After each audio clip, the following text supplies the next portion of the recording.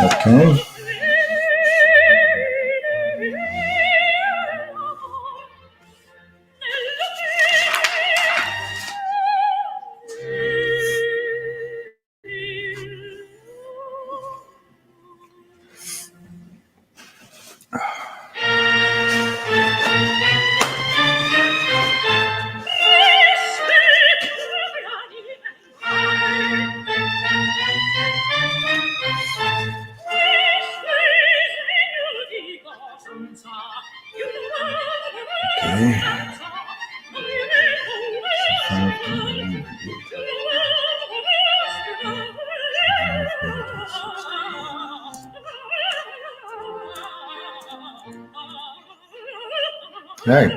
All right, I didn't think it. I guess I'll put this down. And we'll, Ham will be coming on in very quickly.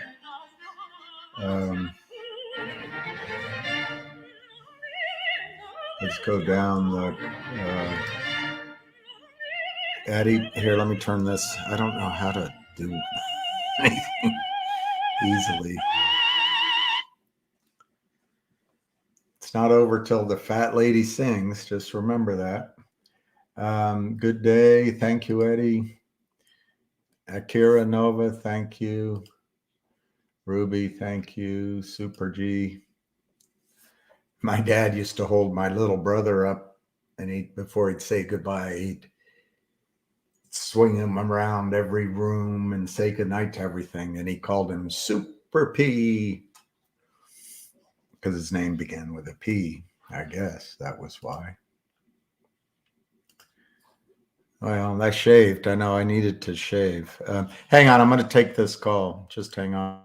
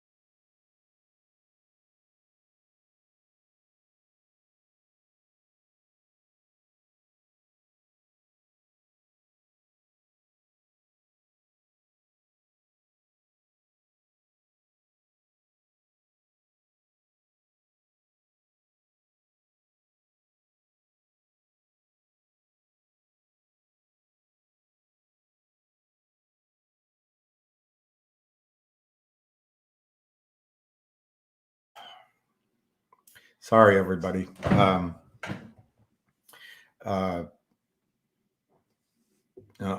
just been making phone calls, particularly on Logic and CAUD. Thank you, Troy. Thank you, Joe. Thank you, Jeremy. Thank you, Lazy. It's a good one.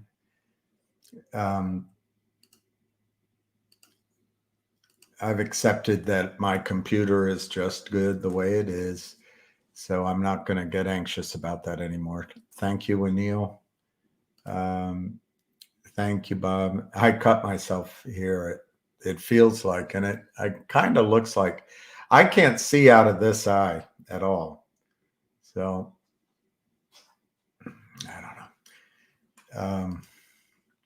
The myth, I mean, that's not true. I can see, but it's a complete, it's like somebody put lacquer over my eyesight. I mean, I can see that it's light, and I see my face there, and I see, but it's all blurry. I'll stay cool. I'm not going to get upset anymore. I'm not going to fight it anymore. Part of the reason I get upset is people try to tell me I'm crazy. But in the case, for example, of Logic and CAUD, a seasoned veteran of the American Stock Exchange who believes that Ham is full of shit and that the finger numbers are all wrong. He didn't think that. He told me, oh, this is good financing, they're friends, whatever. I don't want to get into an argument about it anymore. He said there's systems in place. You can't do what you're saying. You've got to get off the short selling. You've got to get off the counterfeiting, lay off Gensler. You know what? My theories predicted what has happened. His theories didn't predict anything. So I'll stick with mine. That's science until my predictive ability disappears. So anyway, I'm just not going to fight that aspect anymore.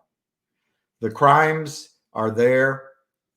They're in broad daylight. And I'm just not, you can't get upset about it.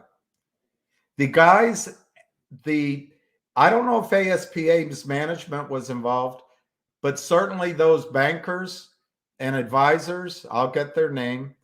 It's in the filings. And the two hedge funds, as they're smiling, they're stabbing them in the back. They knew what they were going to do. And now I think they'll try to make nice.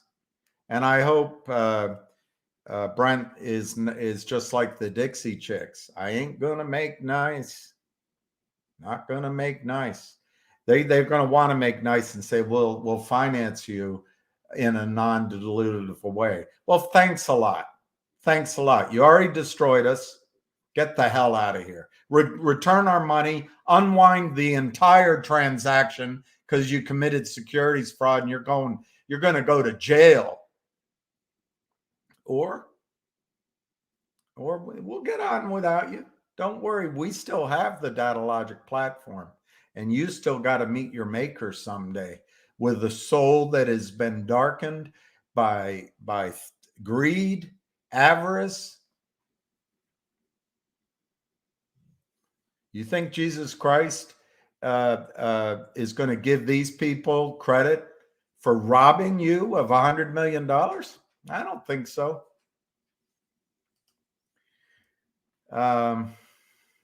Okay, this guy, I might cut it. I might. Okay, you're gone. And every day I'm going to do this to one person, but today's date, it's going to be Ram Balvi, you're gone. I'm sorry. I'm not going to take the shills anymore. And if I misinterpret it, that's the risk you take. That Rambavi's gone. Oh, really? Sounds like Shawshank Redemption. I saw the movie. I love the Family Guy version of it. How do you get, after you leave, how do you get the poster of the half-naked woman to be firmly placed? Not Legal Advice probably can dance to that music. He can dance if he wants to. He can leave his friends behind. I don't know anything about it.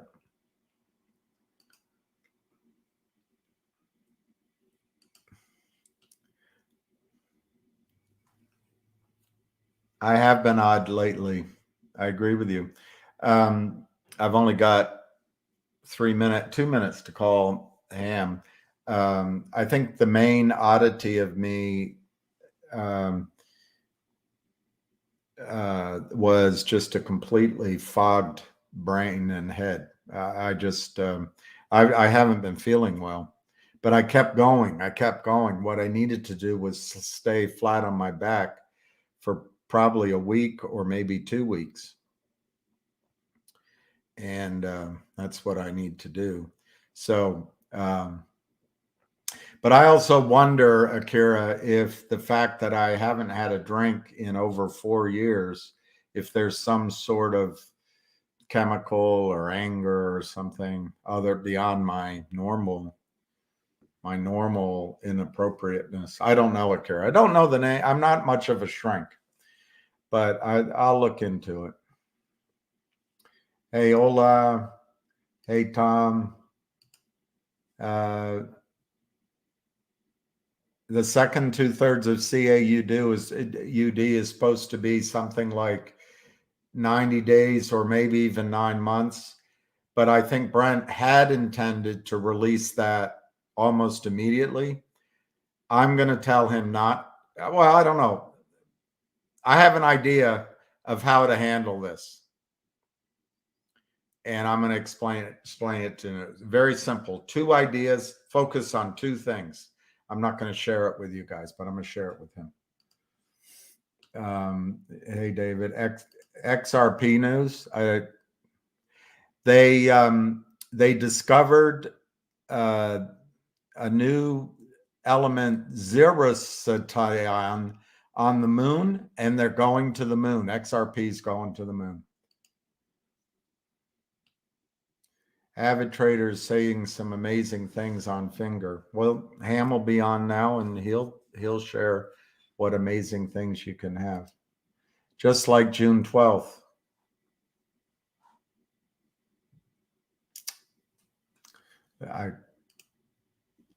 I must have lost my brains because I can't make the connection. And I'm hurrying because I got to call into Ham. Right now I got to call him. So I'll just click on the rest of them.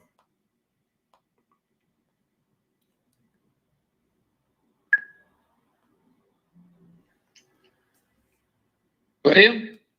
Yep. Avid is saying amazing things about Finger. You better talk to him. What am I doing? Avid saying amazing things about Finger. You better call him and learn what's going on. Anyway, everyone, this is not to buy or sell. This is our opinions, and you can take it with a grain of salt, but this is what we feel. This is what we see. All right, William, I'm going to start off hitting it hard today. I met a gentleman this morning through a contact. He was a former Morgan Stanley stock loan guy. He just retired, and he gave me plenty of details on what goes on behind the scenes.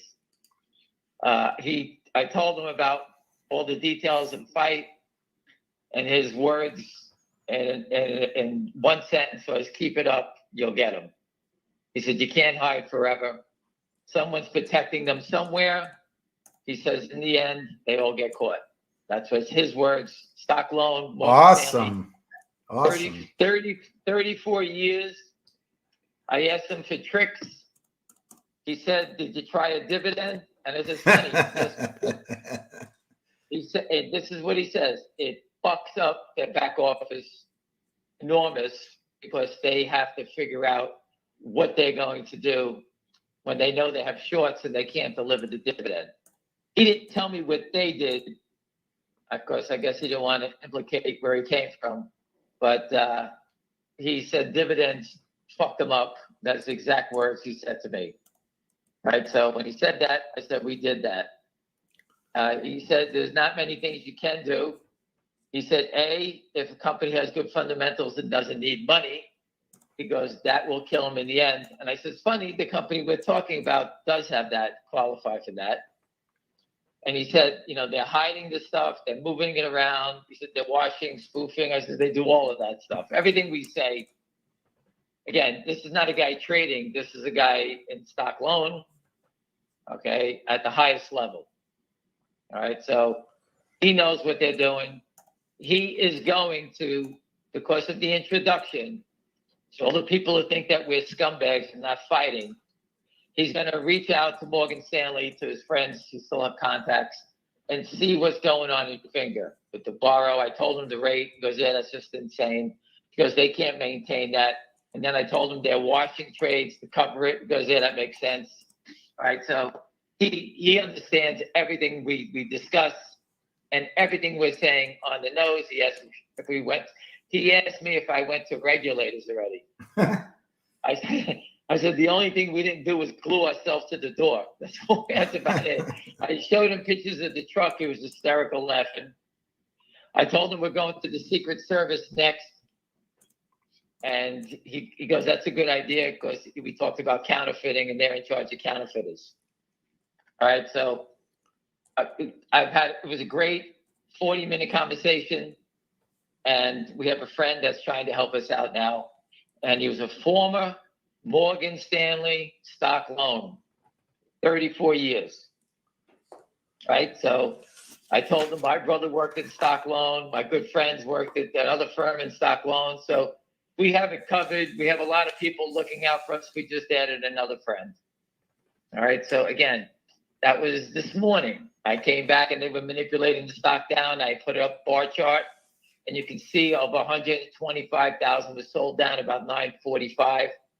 And when they sell it down like that, A, they're trying to mark it down, but B, they're washing trades. The real short went from 3.3 million down to 2.1 million. All right, so 1,200,000 shares were bought in the last 6 days, and its stock continues to go down. 1.2 million was bought, not sold. 1.2 How many million days? was bought. How many days? 6. And how much do you think was shorted? Oh, 60% every day. Yeah. So if you take away the wash trades, we've had some people bail out. There's not even a question about that. But you take in 60% every day. So if the stock trades $1 million, take away the wash trades of 300,000 a day. Let's say 5-6 days. That gets you a number, right? Right. Every day you take away that number, so you go $1 million, we go down to 800,000. And 800,000, 60% of it's been shorted every day. That's 400, almost 500,000 a day is naked shorted more. So the whole thing is just basically, we bought 500,000 more fakes. In the middle, there's 200,000 shares, people trading it or selling or whatever it may be. But for the most part, it's been a complete onslaught to mark it down. I just posted that Benchmark, a legitimate Wall Street firm with the analysts, did a full report on Finger and gave it a $5 target based on fundamentals from 7 months ago. And they said that there would be an upgrade based on whatever comes out the next quarter. Well, the next quarter came out, the company doubled its revenue from 4 million to 9. So just say if their target was 5, well, it's got to be somewhere between 8 and 10, because they doubled everything. And now we're hearing that they're profitable. What's the rush to sell it lower and lower, faster and faster? Just go look at the bar chart, and you can see the attacks. They come in waves. If they hit a sell button, sell 100 at the market. They who sells to lose money all the time. So it's obvious they have a tremendous pressure on their side. These are the attempts of someone that is very desperate. Okay, remember, it's very easy. If they thought they could win, they would sell the stock higher. Richard, it's not legal advice. Yes, it's the same stupid pattern every day. So now I have to address Richard in the middle of this whole thing. Richard, 3 people asked me for an update on Alpine and the lawsuits. After I banged my head into the wall 10 times, I told them to follow you and watch your updates. For people that are in GTII and want to understand the lawsuit by the regulators against Alpine, the prime broker for the Kramers, and for my friend in Texas who joined in, what's Richard's what's Richard's YouTube, William? Not What's it legal called? advice. Not legal advice on YouTube. He does beautiful. Like not slanding, it's spelled. Right. He does beautiful work going over the court cases and everything that pertains to Alpine. Alpine is the prime broker in GTI that got busted by the DTC, got to have a concentrated short position in GTII. That place is hell. GTI is tied to Alpine. Alpine's tied to criminals. The whole thing's a cesspool. Richard has done great work on it. Listen to his videos. He spells it out like a baby. I don't need to explain it to you. I can tell you it's a shithole. All of them are tied together, and that's what they're doing. In finger motion, I'm watching the trading. We just went from 266 to 296 and a tick down. Another quick 30,000 shares back and forth. They're washing the trades. Because if you go to hit a bid that's for 400 shares and you want to sell 30,000, trust me, the guy who's 457 is buying 400 and then is at it away. They know the buy is there. They cross it upstairs to themselves. You don't see the bid and the offer move, and that's it. And they're crossing it. They are covering the real short. The real short was 3.3 million. It's probably down below 2 million now. Right? So the real short is locking in some nice profits. Short at 6. He's making $1. The naked short is selling it to him, so he's buying it to get flat. He returns the shares that he's paying that enormous fee to. And the naked short just grows by another 1.2 million, 1.3 million in a week. On top of everything else they've done. I have to say, based on everything we're seeing, 600,000 a day, that's 3 million shares over 6 days, right? 500,000 a day is 3 million. Right. Add the other, we're at 205 million now in naked shorts in finger. And they keep trying to mark it down. I don't understand it. At some point, the buyers will step in and scoop it up. The lack of selling, here's another 12,000. You just went from 290, whatever it was, 390, 296, up to 312. And you can see the volume just keep picking up. And there's only 400 and 300 shares showing. All right, so if I wanted to sell 20,000, I'm going to sit there and say, well, there's only 100 shares bidding at 454. If I throw 20,000 out there to sell at 454, you know the bid's all going to disappear and it'll be my offer. Right? Correct? Everybody? That's what you'll see, correct? Right. That's what you'll see. And that's how it goes. All right. So again, I can't stop this fraudulent activity. Is everyone watching the stock? Is everyone watching it? Live, you mean? It? Yeah. Yeah, everyone's watching it, right? I think they are. I don't have a computer that can show them. I'm going to get one, but right. I'm sure they're watching it on their own screens. Mm-hmm. The stock is. I was going to do something, but I shouldn't do it. I was going to show you how to spoof. 20,000. How to spoof. I was going to put 20,000 to sell at 454. And show you the offer and how fast they run away, and you don't make a sale, but then cancel it. But I don't want to drag in anybody to sell it. Do you understand? Right. I don't want to disturb anybody. But sometimes you got to show them what I'm meaning. So if I threw 20,000 out there at 455, they would never take it. The bids would drop. The only stock these guys want to buy is they want to buy the real short wants to buy stock. The naked short is the seller, and they keep flooding the markets. Okay. Right. I told you what the Morgan Stanley stock loan guy said to me. If anyone wants to get me an affidavit, I will sign that because I did meet the guy today. So it's another thing. So people could say, cut the bullshit. It's not bullshit. That is a fact. All right. So again, I was introduced. I asked the questions and I came back and I told you exactly what I did. So again, I put a little survey up. Someone wanted to put a survey. Some people are hating me, telling me to go away. I suck, your mother, your father, whatever you want to say. And people voted. I said, do you want me to stay? Vote yes. If not, I'll leave in shame. And the people are saying yes. So again, people, if you all voted me to leave, guess what? I wouldn't leave anyway, because I have friends in the stock. I would never, ever leave anybody. I told you, I don't give a fuck if Al Capone comes to my front door. All right? We're not going away. My friends don't quit. We are pissed off, and we're not going. We're going to reach out and get to the Secret Service.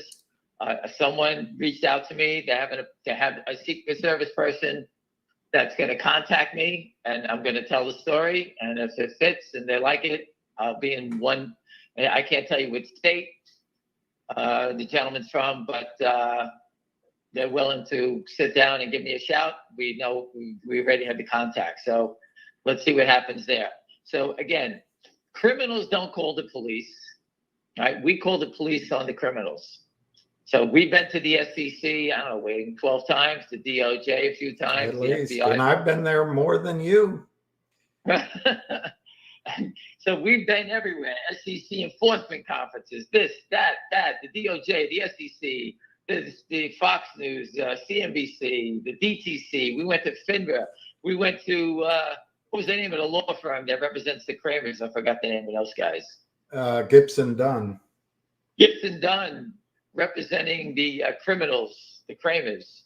And they're probably, right? you know, in the, I was thinking the other day in that MMTLP kerfuffle, Gibson Dunn's probably representing all different sides of that battle. They're on the good guy's side and the bad guy's side. They just want to get paid. They couldn't give a rat's ass. And I'm sure Gibson Dunn was at the SEC enforcement conference. As a matter of fact, I think they were, and they had a speaker there. I think it was. I'm not sure. I can't remember. Right. But again, they want to know what the SEC's thinking so they can relay it back to their clients. Right. That's what these guys do. They attend these events. They get to the SEC. Hi, I'm Joe Blow from Gibson Dunn. And my client, blah, blah, blah, we have a question about this. That's the same reason shorts attend equity conferences. Right. They want to pick their brains, know what's going on. Hey, we're working on a new rule to curb naked short selling, and it will force settlement. And you go, oh my God, that's a great idea. Then you sprint out and tell your clients they're coming to get you. That's how they tip them off. Right. You know, that's how it works. So again, you can see the manipulation. I can't stop this manipulation. I wish we could. We can't. We can only educate you. And for those who are here, and I got it, you're upside, I got it. We're here to end this battle. I just can't go from one stock to another. I have to fight the battle here. This is the battle. I told you it's the Battle of Gettysburg. You know, and I thought this would go first before GTII, but you never know if GTI goes. The dividends have got has Wall Street all screwed up. People keep posting all the comments they get from their brokerage firms. The shares are not free trading. You'll get them next week. You got to give me $80. So we got this big gigantic cert. We can't break it up. You have to pay us to break it up. I mean, because they don't want to break it up, because if they break it up, they can't put it in everybody's names. They don't have enough to cut. When they cut the pie, there's not enough for everyone. We all know the crime. Everyone knows it. The SEC, the DOJ, Secret Service need to step in and arrest these guys. Spoofing, washing, although they're crimes and hurtful, nothing is worse than what you're seeing in the counterfeiting of the equity markets. Spoofing, washing, these guys are just trying to, to make things in their favor, cover things, doing things like that. But the complete naked shorting, okay, all the crimes around it, the naked short seller must go to jail for life, because they're just robbing people. The people in Finger Motion and GTII or AMC who keep coming, or whatever company's still trading that's been attacked, these people, when caught, there should be no mercy. They should go to jail for life. That's all the SEC has to say, or the DOJ. If we catch you naked short selling, you're going to jail. And set the guidelines. Depending on the amount that you damage the company, how big the naked short is, you're going to jail. $1 to $10 million, you're doing 1 to 3 years like that. 10 million to 100 million, you're doing 3 to 5. Anything over that is life. Goodbye. Take it easy. That's what they have to do. 2 minutes, it ends. The stocks would go up. People would get back their money. People who are getting wiped out would break even. People that have winners will be huge winners. And that saves the country and saves companies, investors, everything. It's all positive. Instead, we have a system that is sitting here shaking in their boots, protecting criminals.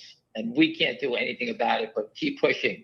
And the people that MMTLP have pushing in DC for us is outstanding. Okay, remember, whatever they said on record cannot be unsaid. It's already there. So Senator Capo, is that his name? Capo? Whatever his name is. Crapo. Crapo he has done on record, and everyone has it now, and it'll be held against him unless he finishes what he said. Am I correct, William? I would think so. So he said it when he was at the conference, whatever you call it, with Gensler. I need the audited numbers, the numbers of how many shares were in MMTLP. We wanted it to be audited from FINRA or whatever. So they have to get it to him. So now we have it. It's 2 weeks already. How much more rope is he going to give them for an answer? I don't believe it's much further. All right, that's how I believe. So anyway, any quick questions, William? I don't see any from the audience yet. I'm still looking, but I have a quick one. Did you ask that Morgan Stanley back office guy if there's any benefit of checking the no-bo list? No, I did not. All right. Well, we know it doesn't matter, but listen. I was directing questions to Stock Loan. He said the same things that we already know. Anybody paying that high is in trouble. Everybody says the same thing. He doesn't know he doesn't know the companies. They don't follow companies. They just, he doesn't understand the trading. I gave him the symbol. He goes, I don't know the name. That's all he said. That's interesting. Somebody's saying there's a new court petition to seek the names of MMTLP issuers. I guess they mean the sellers of the counterfeit shares. That was, I saw that from Brazil. I saw that. Yeah. He's trying to get the names of the market makers in writing that wanted to list this company because they gave fraudulent information to FINRA and I guess the SEC about John Berta being the CEO and stuff like that. It was all false. John had nothing to do with it. Again, these guys were trapped in Torchlight, TRCH, from years ago, and they needed to cover the dividend there, so they opened the dividend up for trading, and they created a bigger mess because they were trying to cover their tracks because they were busted before. But it got out of control because people believed that the company had more value than you could see. And the shorts didn't know what to do, so they just slammed it. FINRA shut it down, trying to protect them. And now they never thought that the retail investor would get off the mat. Busy Brands, Anna, and everyone else in that group. I can't remember everybody's name. I got the chicken chow mein guy helping me out now. And, we're working on slide presentations. I'm doing a slide presentation for, what is the gentleman that's running for president? That got a long name. I forget his name. The Indian. Vanswaksvaswamazawapo. We're making a slide for him. We're making a slide for him, trying to get it up on Twitter now to address it and get that guy to. Well, before they kick him out, all right. Before they kick him out of the debates, let's get him to at least, if he speaks about this, the other people on the panel will faint because they have no idea what we're talking about. He can be an expert on it. So we're trying to get to him. A couple of people told me to go after Dan Bongino for the Secret Service, so I've been reaching out to people that know him. We may have somebody from Queens that actually knows him. He grew up in Queens, I believe, and he was a New York City police officer before he became Secret Service. But we're trying to reach out to him and we're doing what we have to do. So again, we're not stopping. We took the survey. People wanted me to stay. Again, if you wanted me to leave, I wasn't going anyway. So you can block me, get lost, whatever you want to do. I could care less. If you like, I'll come with you. We can go to the SEC, and you can report me if you're unhappy. You can tell me about how you are short or whatever you want to say. I'd be glad to go down with you. All right. Me and my buddies want to sit down and talk to the short sellers. We're dying to say hello. We like to know your point of view on this thing. All right. What's so negative? What are they injecting into the market that we don't understand? Is it the $5 target by Benchmark that's got them all pissy? Is it that we talk about the stock having life-changing possibilities because of the big short? Hey, if the short doesn't exist, we called the SEC 100 times. Why didn't they come shut it down? They know what we're saying, right? The SEC knows exactly what we're saying. It's all over the goddamn truck. Who would promote something so crazy if it didn't exist? Why would they shut it down? We're worse than a fake crypto exchange, if that's true, right? Yeah, right? I'm here. If we're saying the short is so big, right? We're promoting what? Like a fake crypto exchange here, telling people that the short is this big. The data we see every day is make-believe from FINRA. Oh, I'm sorry about that. It's from FINRA. It's fake. Those that puts it up every day straight from FINRA. We're not making up the information. FINRA gives it to us. And if it's somehow bad data, why would FINRA publish? Right. They do it just to annoy us, I guess, to put out this fake information. Yeah. Listen, we showed you the criminals. We showed you the history, how he's up 220%. Every stock that they involved in is destroyed. So again, we're doing our part. We will get them. I'm telling you, I'm a believer we're going to get them. All right. It doesn't happen overnight. I wish it more than anybody for this to be over with. I want everybody to make money. I don't want to see anybody lose. Believe me, trust me, that's all I care about. But I can't stop what you're seeing. These guys are betting that we're going to disappear, and they can come out there and say, I told you, William and Ham are just two scumbags. That's all they're waiting to say. And guess what? You can call me whatever you like. I'm not going away. I'm like a tick. And my friends are going to stand behind me, and we're going to keep moving forward. And we're doing everything in our power to ask every question on the street to give up somebody here. All right? It may take a little longer, but we'll get to the bottom of it. I told you, I know people work in many places, Cowan, Johnny Montgomery, this place, that place, and we will get to the bottom and figure out where Lynn is doing this thing. We will get an answer. All right? There's always someone that we could know somebody, we can get to the bottom of it. And we're not going to stop. So whether we get the information today, tomorrow, I told you the guy from Morgan Stanley is going out of his way. He's going to make a call, figure out what's going on, and finger motion for us. All right? Morgan Stanley is not a big retail firm, so I don't think they'll have a big position in it.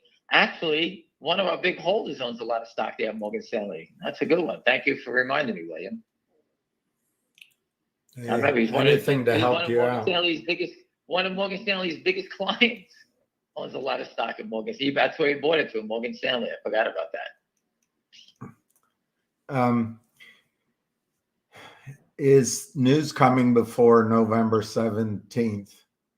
If I was the CEO, I have news out in 6 minutes. I would say anything. What happened to the short who was going to buy in at 13? Please explain what happened to that transaction. The short sellers have been calling people. I posted the other day. They called again. They want to borrow shares. They have people reach out to people every day. They're not calling me. I know the people they're calling. I can't pull that trigger. I just report to you what I heard. Somebody's suggesting we get T-shirts that say it's the same stupid pattern. How about get a T-shirt that says "I'm with the same stupid pattern"? I told you the only way out is up. I'll put that on my tombstone. Thank you, William, for that. I went and ordered it the other day, so I'm ready. You know, between when they you could even have another tombstone that says it's the same stupid pattern. You live and you die. They're gonna look at it. I'm gonna have two tombstones with the same stupid sayings on it.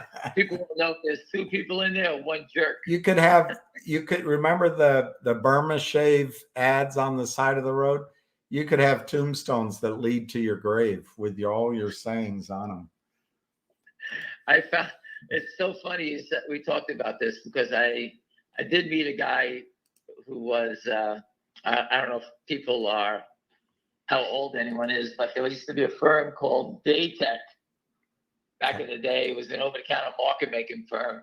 He disrupted the whole spreads on Wall Street. He was the one that changed he's the one that changed your patterns on over-the-counter stocks. So William, for example, McCaw Cellular, I used to trade that back in the day. It was a $30 stock I think it was out of Seattle. And the stock could be 32 to a quarter, 32 to 3/8. When Daytech got involved, they would make the spreads 32 to a teeny or 12 cents. He closed the spreads. And he forced anyone that was buying stock had to go to him and take him out first. And he used to just be there for 100 shares. What he was doing, he was testing the market to see who's doing what and all these names. So it's the same thing that you're seeing in Finger. Someone is offering 300 shares. What they're doing to see if anyone comes in with a buy order. Selling 300 shares, if you're short 210 million, what's a big goddamn deal? So they put 300 out there. William comes in with a buy 50,000. They go, we got to buy her 50,000. And they get to see that because your offer for 300 shares is there. Right. You understand? So that's why they have those small offers out there. They're testing to see how many buyers you have. That's what they're trying to test. And that's what I don't say the guy's name, but that's what Daytech did. Daytech I think was acquired by Ameritrade. And for just making the spreads smaller, William, all right? You're following me, right? This firm? Yes, Daytech. I think it was acquired for $500 million. By Wall whom? Street wanted it. I think it was Ameritrade. They wanted him out of the way because he was destroying their commission business. Do you understand that? Because he was ruining the spread? He was ruining. Yeah. They bought Daytech Online. They stock valued at $1.3 billion.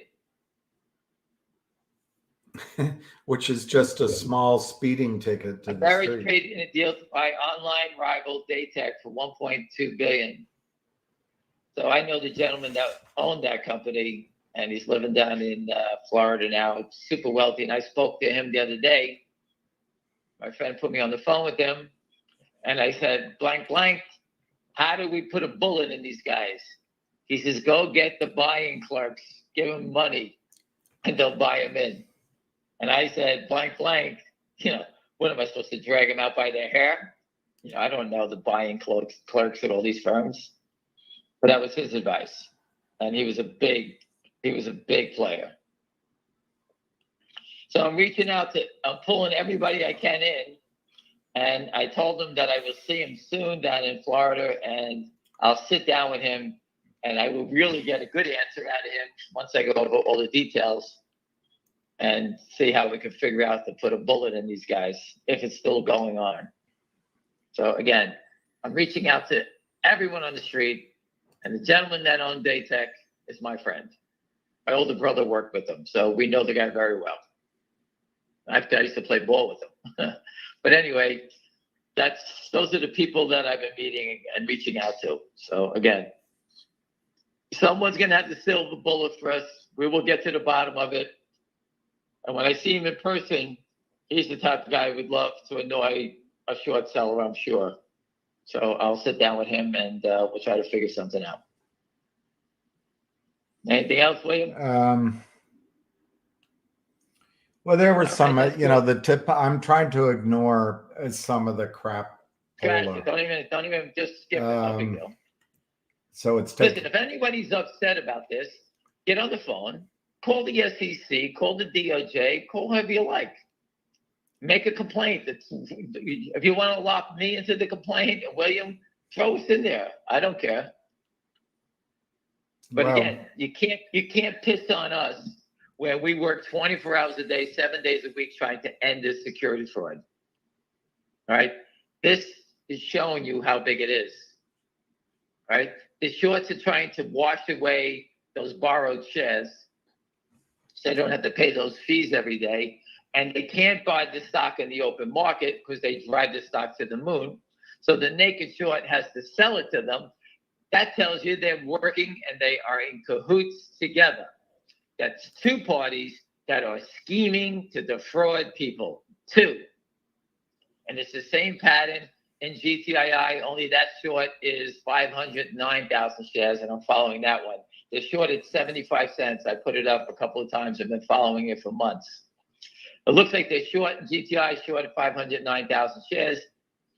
It looks to me like they basically just died. Who would short that many shares and just stand around in the stock for, they've been here for months, paying a fee to borrow this shares. It's not as big as Finger Motion's fee, but they cost them the money. They're up 25 cents if they bought it all back. It's 20 cents if they bought it all back here at 550, 57 cents. They would make less than 20 cents, William. That's their fees and the cost of cap on 500,000 shares. The most they can make at 75 cents is $350,000, right? Whatever it is, correct? right. That's the most they can make. They probably lost over the time that they've been here. They probably spent and lost I'll say 5 cents. So the most they can make is 70 cents. The stock is 57 cents. Where are you going? 13 cents? That's what you did the trade for? You could have thrown a dart and shorted anything to make more money. But for some reason, they're standing here. So it's either the guy's dead in a coma or he forgot he even did it. I don't. That doesn't make any sense. But we'll see what he does because that's going to be reported tonight on shortsqueeze.com. And if you're watching Finger Motion, they offer disappears. They come back with 200, then it's 300, then it's 1,200. And you can always tell it's the shorts because there's no bid. The bid is for 200 shares, and the offer is for 1,200 shares. They're trying to tell us it's going lower, everyone. There's another seller at 1,200 shares. There's no volume. The longs are not even selling it. Take away the fraudulent trades.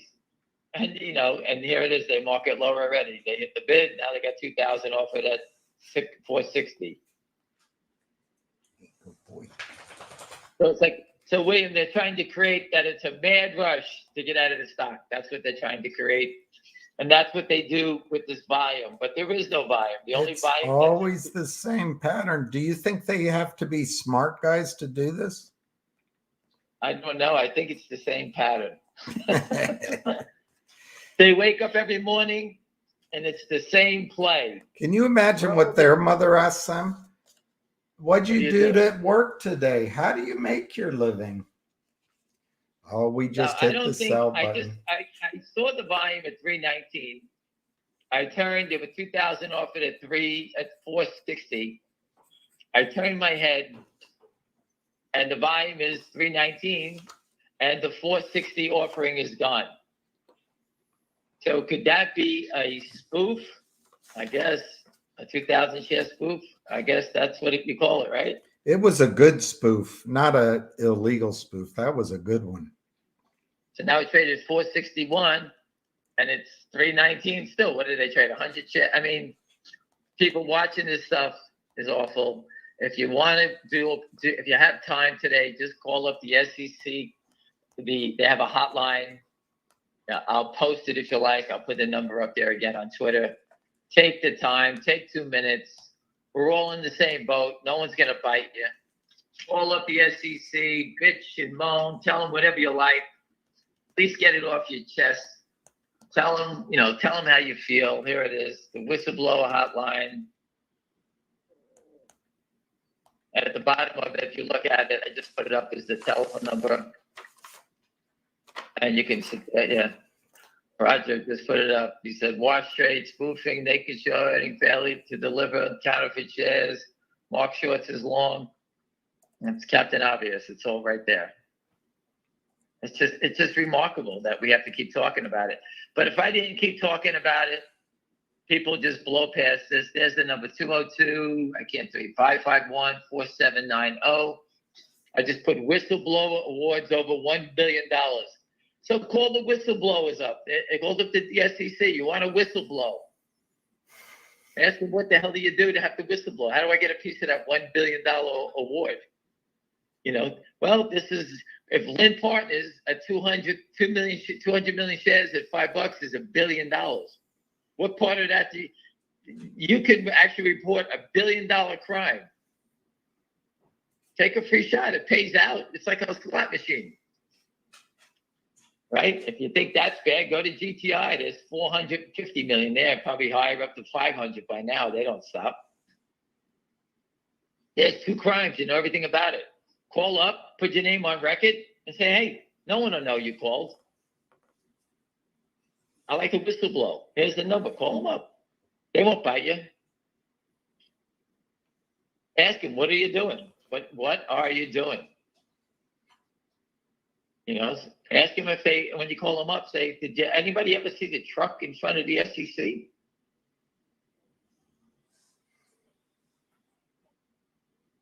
Yeah, I'll retweet that. You can actually just show them. Here's a picture of the truck.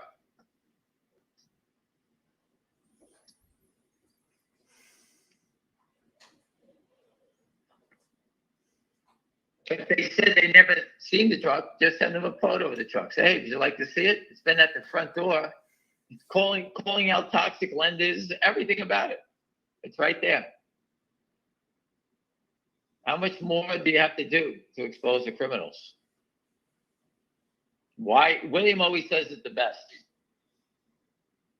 Why are they protecting so few and hurting so many? Yeah, why? Well, yeah.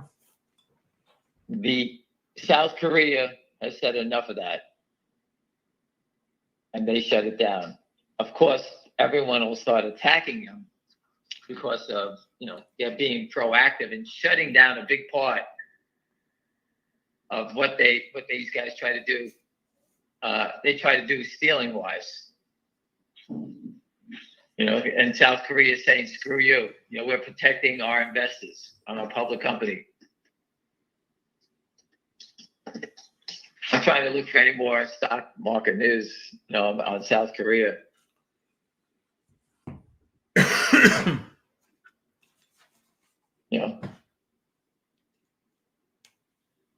But now the Financial Times short seller bans Korea's blunt market tool as a political aim. They got to defend it. They think it's ahead of elections. Really? Everyone has to defend it. Why would a country have to defend short selling bans? Why would anybody care about it? Why would the Financial Times have anything to say about that? That the regulators are trying to do something, or the politicians, whoever it may be. But everyone around the world is going to step in, because I told you they can't have this. Once they know that this is opening a can of worms in every country. The U.S. has not said boo about it, right? Nothing. Right. The SEC. How many people did I see put up South Korea, SEC, Gary Gensler do something? No one said nothing. How come the SEC didn't come out? Oh, we don't think banning shorts is a good thing. They don't even quote it anymore. They don't want to say anything about the subject of naked shorting and short selling. Right? Mm-hmm. It's like you, William. Mm-hmm. You had a girlfriend, and then you slept with a sister. When you saw both of them, you always kept it quiet. You don't want anybody to know. Right? The same type of situation. Did you actually do that, William? Is that a true story? I don't remember Yes. that, You're but a snake. You're a snake in the grass, William. You dirty dog. That sounds like something I would do. Anyway, I would have done. can't Anyway, imagine. that's it. Anybody else have any questions? Let me look if We there's wasted another an hour. question. We wasted an hour. The stock has done nothing but do a shuffle back and forth. There is no selling. The blind can see that. It's 320,000. We've spoke another 4 minutes already, and nothing's happened. The markets move. Oh, sorry, they just moved 300 shares off of the 64 offering. They wanted to move it and close the spread by a penny to sell 300 shares. That is being done so that makes you think that they're selling. The pressure keeps coming, but it's 300 shares. If any size comes in, these guys want to scoop it up because they need to cover their short. It's plain. We can all see it. We see what they've been doing. All right. Again, we call it prearranged trading. Again, Richard, it's not legal advice. It's the same pattern. But meanwhile, you see company after company screaming about naked shorts. You see lawyers every day posting the lawsuits against illegal naked short selling. All the poor companies that had to reverse after their stocks were destroyed, they got reversed. They went back up and they killed them back down again. I told you about the company Heliogen. I forgot the symbol. HYGN, is that it? No. HLYN. Nope, I forgot the symbol. I'm sorry.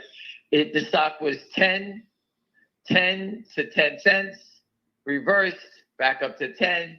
And it's $1.30 because the New York Stock Exchange booted them off because they didn't meet qualifications of market cap or price. Nothing to do with the company. The company has no float and over 125 million in the bank.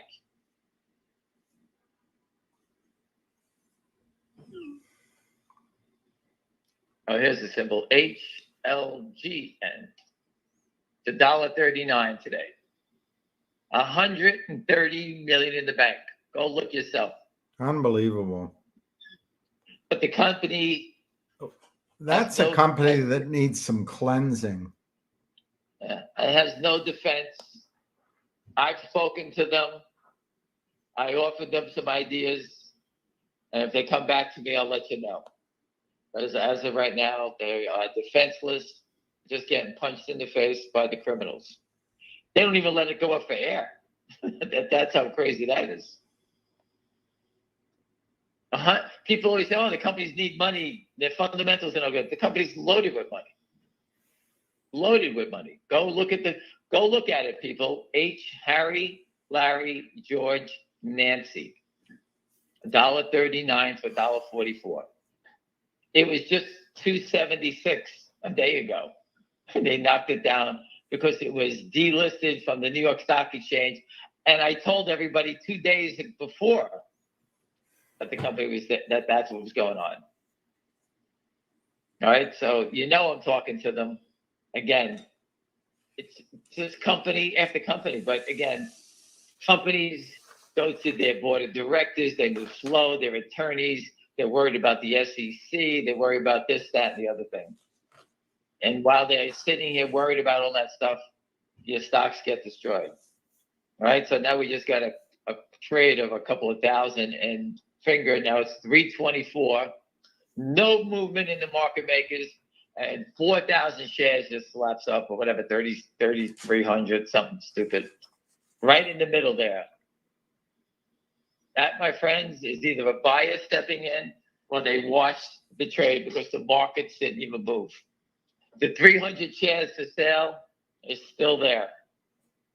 All right, so they knew the buy order was coming in, and everyone just stood there and they did their cross. You do 3,000 shares, 8 hours a day. You just keep doing it or whatever, every half hour, 3, 4, 5,000. They're actually doing it smart. They're breaking it up, William. Mm-hmm. They're breaking it up. You know what they're trying to do? They're trying to hide the wash trades because it's not legal advice, has no clue about equity trading. He's great at legal proceedings, but he has no idea what I'm just teaching him, how they're changing the size.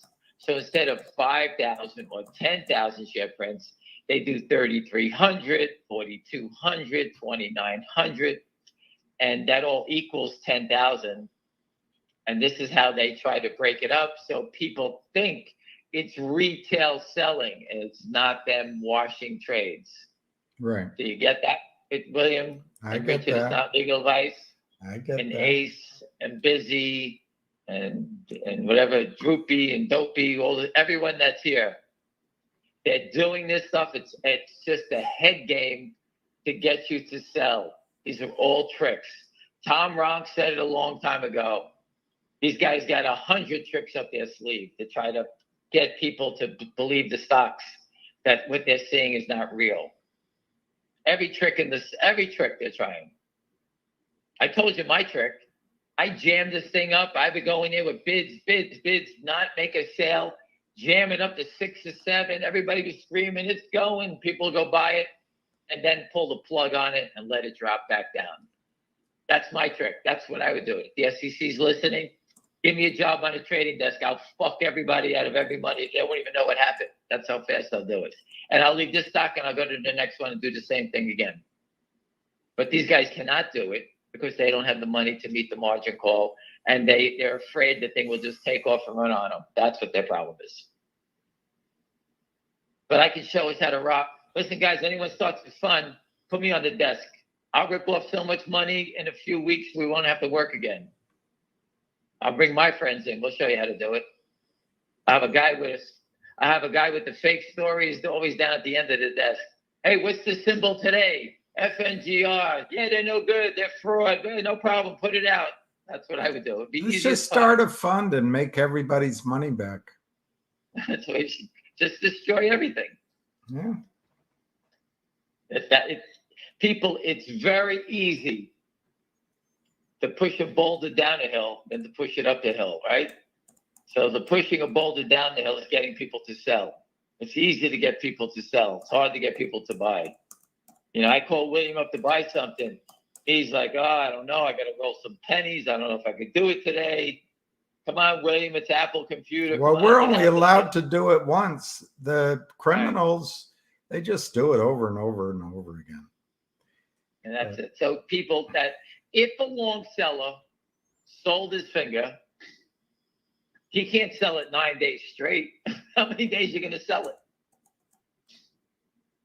And you can see that there is no selling because here it is. We're watching. It's 324. So if the shorts are listening, start washing some trades. Get that number to trade. You need more volume. And I was on the phone with someone. They told me it was almost 90,000 shares at 9:45. So out of the gate, they came in attacking it. And then they dropped it from 462 to 100 shares at 460. Again, for some reason, they think by changing the patterns of offering, now it's 300 shares.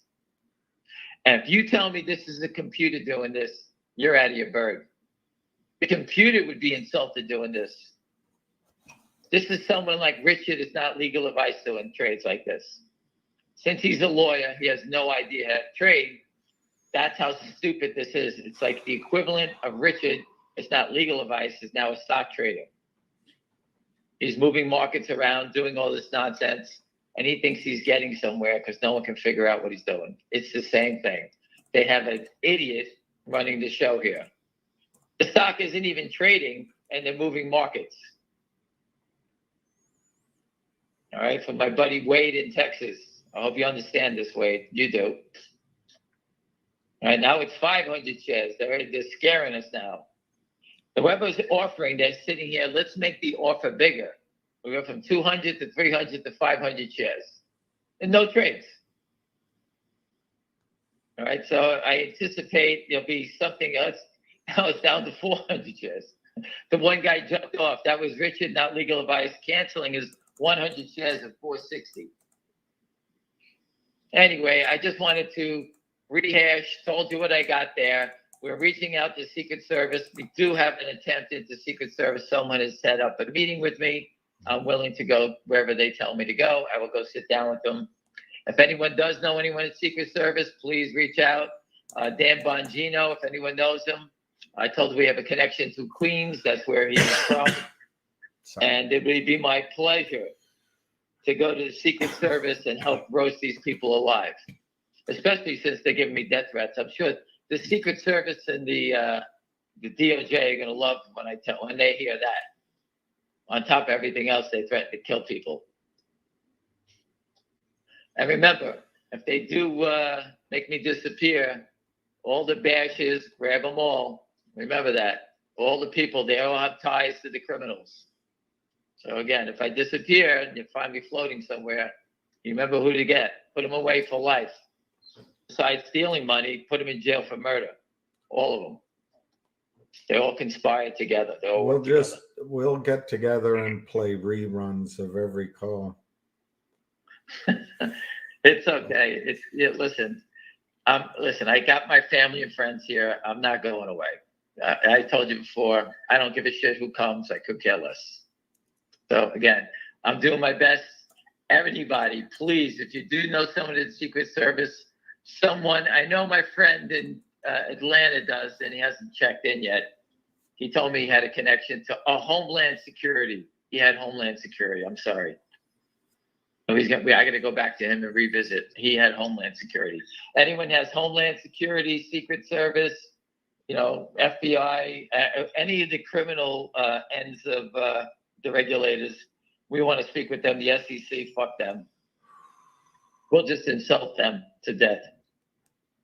We're going to use the SEC truck to show the other regulators, the enforcement end, how stupid these guys are to allow this to continue. I'm not letting it continue. They are. The FINRA and the SEC are allowing this crime to continue. We need people to we need enforcement to start putting people away. And to me, the lowest hanging fruit here is that guy Hal Mintz from Savvy. He should be locked up. This guy bought a $10 million condo. He actually put it in the newspaper to brag about it. And then he got busted by the SEC for a naked short selling scheme. I don't know about you. They went out of the way to put scheme. And the last time I checked, the word scheme is pretty evil word. Right? Not in the UK, believe it or not. There's a good word there? Okay. Yeah, you sign up for a mobile telephone scheme or an insurance scheme, and it doesn't mean anything. My mom bad. used to always say to me, my brothers, "You guys scheming? What are you doing?" Yeah, Mom. I know we have a different meaning here than they do. Okay, so, but again, that guy, there was a petition, 6,000 people signed it, wanted him to be investigated for years, and then he was busted for it.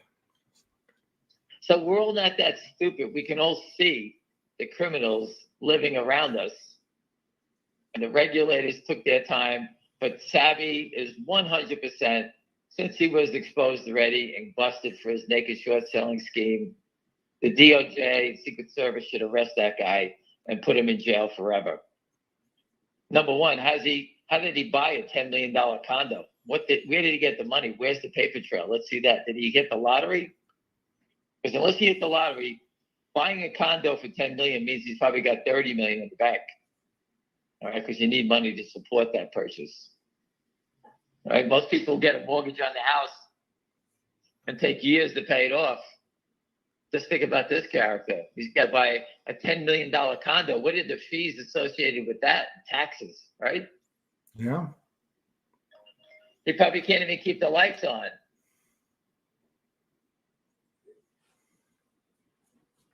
So hold on. Let me just take this call. Stay on there, William. Hold just on. Just hit mute. Hit mute. All right.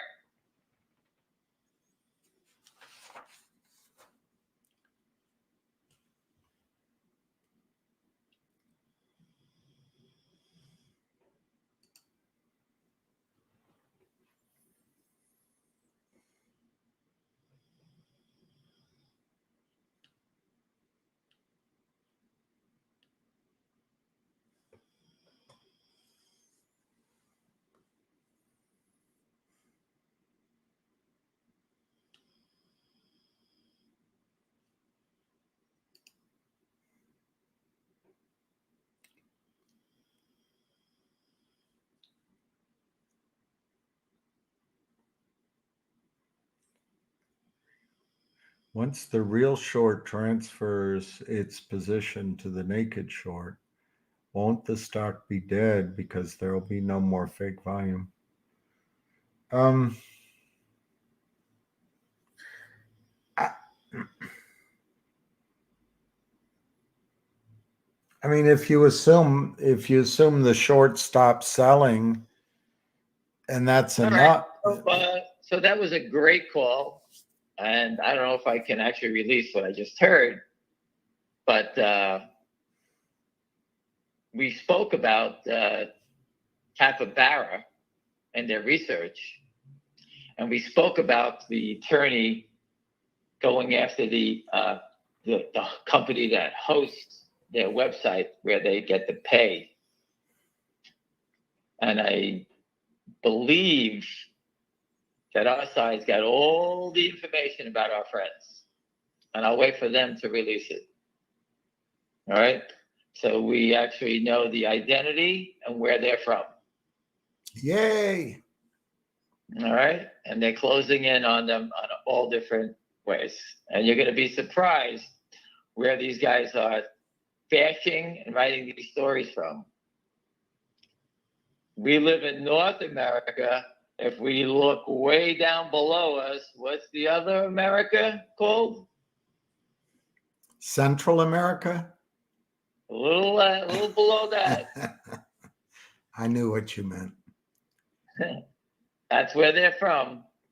They're doing it from a faraway land, our friends. All right, so they're the Chinese, maybe. The research firm is from South America. Wow. How did they find out and study a Chinese stock from South America? Wow. Or is it someone paying someone to do this stuff way offshore? So there we have ties to money that's way offshore. The last report was from a group in Australia. What was that guy's name? Mike Dion. Right. So Finger Motion has a global presence here where there's people reporting on it from all over the globe. Yeah. So we are closing in on our short selling friends because whoever these people are will be exposed shortly. We'll have their names, their addresses, everything. Not saying we will have them. I believe the attorneys have them already. I can't believe you have the name. That's awesome. Not only have their name, they have their address, their name, everything about them already. That is awesome. South America. Now I don't know where in South America. I'll just say, let's pick a place. I'll say Brazil. I'll just say Brazil. I'm going to take a guess. So that's my educated guess. They're from Brazil. Is that where that big rat is from? That's where the big rat is from. There you go. And they're tied to many posters on Twitter, too. Is that interesting? Huh. Wow. So you just got great information, everybody, that will be released soon. And if you just keep your phone lines open, you get calls like that. I told you before, everybody's working to expose these people. All right, we're not letting them get away. And I appreciate all the help that everyone's doing here. But again, we're not letting them get away. These are offshore terrorists, right? I don't know who's doing it, where the money's going, who's tied to who, but this needs to be, the DOJ and the Secret Service need to be brought in immediately. And wait a second, we have an attorney that was just in the meeting with the DOJ and Secret Service. Holy shit, boy, how did I forget that? I wonder if I brought that up to them to reach out to have a meeting with them. Wow. Okay, that seems like the good second meeting. They were just in the meeting with the DOJ and the Secret Service. Good idea, William. Thank you. I'm here to help. You just keep my head spinning here, and I'll keep coming up with stuff every day. Okay, we have to stop people pissing on the company. Hurry up. What's the name of the stupid what's the Chinese firm? I can't remember. What's the name of the stupid thing again? Univest. I'm sorry. Univest, the company, their lawyers. We can't count on public companies and whatever they're doing because we're not part of it. If I knew, I would tell you, but again, I can't force anybody to hurry up and do stuff. I told you I spoke with the attorneys of MULN for days, hours, on top of hours. And in the end, they talked that CEO into backing down from being aggressive. Instead, they got their ass kicked and they reversed their stock 3 times already. 3 or 4 times. I don't even know what the hell they did. That's because that's what happens with public companies. But we have a public company that's fighting for us. They can't move at our pace. I told everyone before, William, public companies need lawyers and filings with the SEC, have guidelines, and the naked shorts do what, William? What do they have to do? What's the only thing they do? Counterfeits, sales. Just hit the sell button. William, you didn't come prepared for class today. You get a D. It's a sell button, but it's counterfeit shares. The sell button. They just hit the button here like this. Just hit the button. What button should I hit, Tony? Hit the sell button, the one with the big S on it. You don't want me to buy? No, buy. What are you, crazy? We don't know what that word means. We don't have any money. We don't have any money to buy it back. So this gentleman is asking you, once the real short transfers their position to the naked short, won't the stock be dead because there will be no more fake volume? There's no more fake volume. That's his question. They wash trades to themselves, naked short to naked short, to buy more settlement time. For example, if Morgan Stanley called up and said, E-Trade, you sold us 200,000 shares, you got to deliver it to Morgan Stanley. E-Trade will go, hold on a second. They call William up and say, William, you sold us 200,000 shares the other day. We sold it to Morgan Stanley, and they want delivery. And William would say on the phone call, oh, I'm so sorry. Let me check who I bought it from. And William's the naked short. And so what does William do? He needs to get delivery, so he naked shorts to himself. And he says, I just bought 100,000 shares. And this is who I bought it from. I bought it from, Wedbush. He gives the person at E-Trade the name and number that they just bought 100. And they tell Morgan Stanley. Morgan Stanley will say, okay, we'll be looking for it tomorrow. So William just, instead of getting bought in, he just naked shorted to buy more settlement time. So they wash trades continue. They don't end, they continue. When someone forces delivery, it's over with in a second.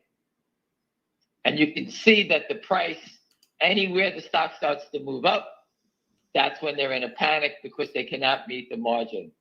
So we went from 330 to 350 now, and the stock is basically in the same spot. 1,200 shares by 300 shares, and 20,000 was just traded in between here. So again, there's your washing. They may hit a bid or two, but they wash the rest because there's no one standing there.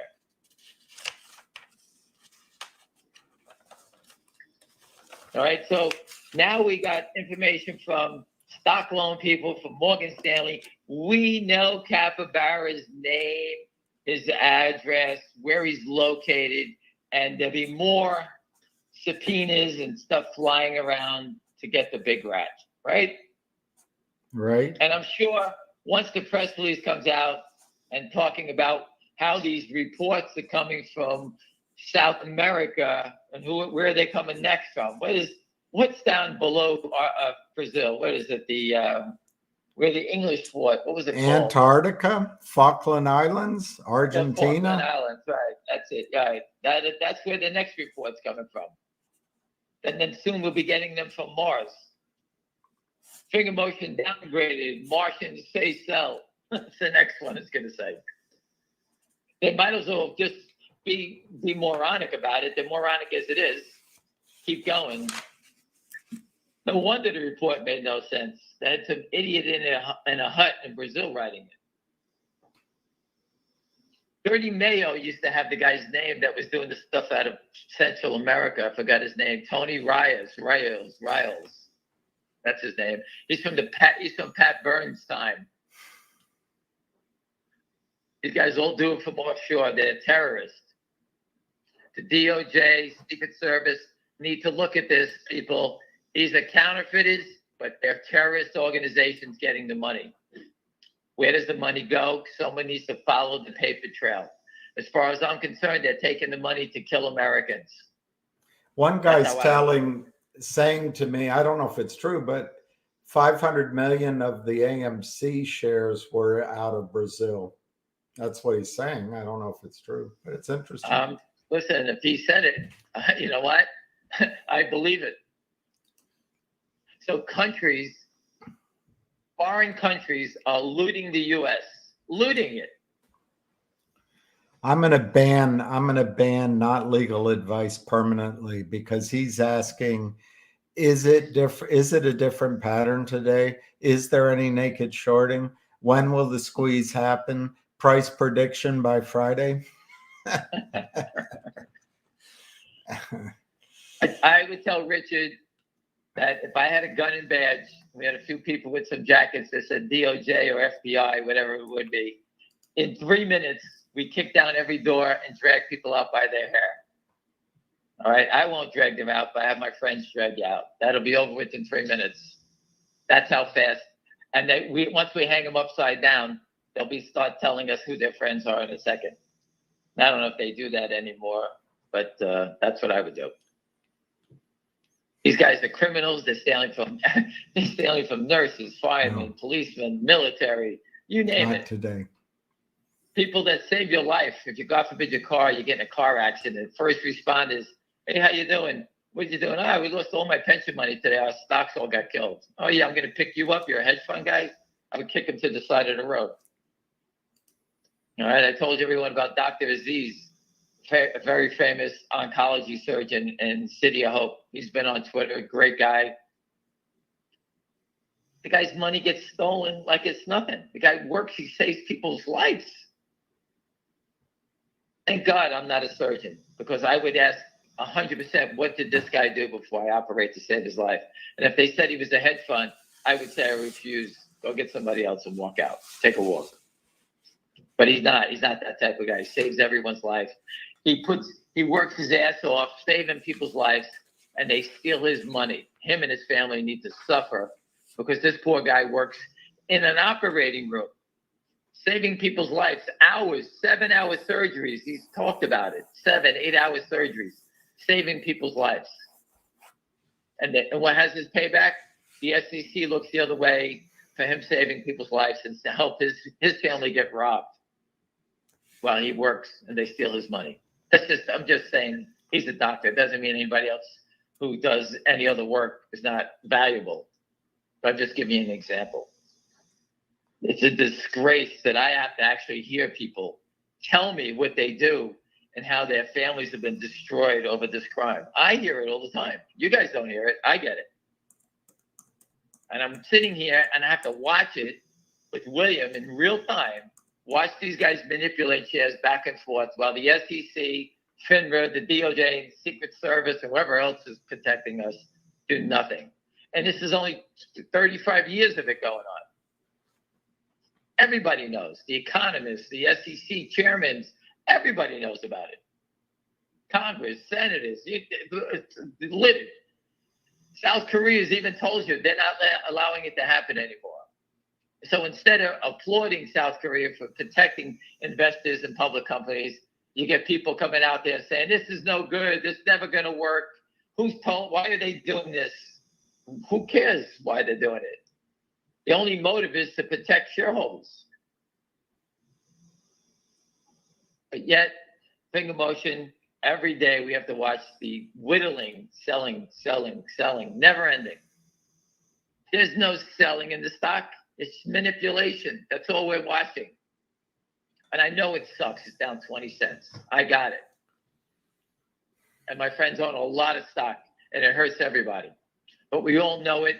And I think that once you see what I just told you about the big rat, when you see it in black and white, you're going to say, wow, this guy got the call. Right? When I was on the phone, I was on the call with him. He got the call then. All right? So I just gave you the information that I just heard. So again, we'll see it come out. We'll get their names. Everyone can see it, who's writing fraudulent reports and where they're from. All right? I told you they're doing all this stuff offshore. Lynn has a network or a trading desk somewhere that's doing all this destruction. It's not in Manhattan. They're doing it from offshore, but there's someone close to them that Lynn would never let the money disappear. You don't commit this big crime if you don't have access to the money. So I'm sure Lynn is not letting some guy in Brazil sell all the shares, control all the money, and Lynn's going to sit here and take the heat for it? No way. When they split the loot, Lynn wants their piece. So trust me, there's someone doing it. It's offshore, and they're tied to criminals. So I know this is a Brazilian gang. I have no idea who's doing it. Brazilian terrorists. I have no clue. But they know we're coming. That's for sure. And I told you that before. And now you say to me, well, you got death threats. Well, I don't know where they're coming from. So could it be coming from a Brazilian gang? I have no idea. So this is a dangerous situation. And it's important that everyone pay attention. And if you have the energy and post on Twitter, keep it up, because this will expose them. All right? They think they can operate with no one going after them. Finger motion has showed you their hand. They got the attorney. The attorney's attacking them. And that's how you have to fight back. You got to be on the offensive. You can't sit back. You can't sit back like William, take a nap and watch a tennis tournament. Is Djokovic playing today? I don't even know. Thursday, they have the year-end round robin in Turin. He got Tsitsipas and unfortunately Runa, and I forget the other guy in his half. Alcaraz is in the other with Zverev, Rublev, and listen, I can't even pronounce all their names. Why don't they just give them letters? I think Djokovic has Sinner, if I recall correctly. But and on Alcaraz's side, anyway, it'll be the year-end thing. And if Djokovic wins one match, he finishes the year as world number one. He goes for 400 weeks total, which is unbelievable. And it'll be the 8th time in his career that he ended the year ranked number one. And he's 36 years old. And he can kick your ass at pickleball. I'm sure there's a lot of people. I'm just reading. I just looked at the New York Post. A college student from New Jersey dies after being struck in the head by a stray bullet. People, be careful when you're walking around these cities. These animals, they shoot their guns. And, listen, they could shoot a bullet down the block. And you could be sitting, and I heard, a while ago, a kid in Brooklyn he was from Kansas, sitting on his stoop, visiting his friend, and a stray bullet hit him in the head. They shoot these bullets all over the place. They don't know where they go, and no one gives a shit. But again, it's very dangerous. Be aware. Where did this happen? Where did this happen? And it actually happened in Nashville. We've been so used to just having wars over there. I don't think we recognize the threat of a wide open border. I heard the other day that some percentage, I'm not going to try to remember, but a large percentage of the people coming across the border are men, military-aged men. Things can start happening here this war. Again, The government needs to, we need to stop the money leaving the country, and naked short selling is funding someone out of this country. And it has to stop. We don't know where it's going.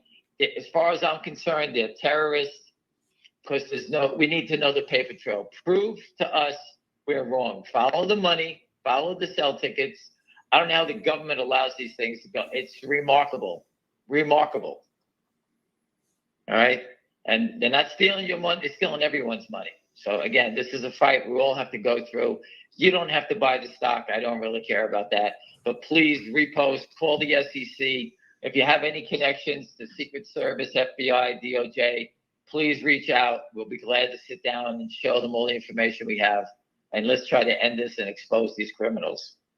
All right, we'll do it in confidence. Again, anybody, I'll get the attorneys behind it, and we'll see what we can do here. So here we are. We're sitting in, the stock is trading 200, 100. They just keep lowering the offer, 700, 200, 300.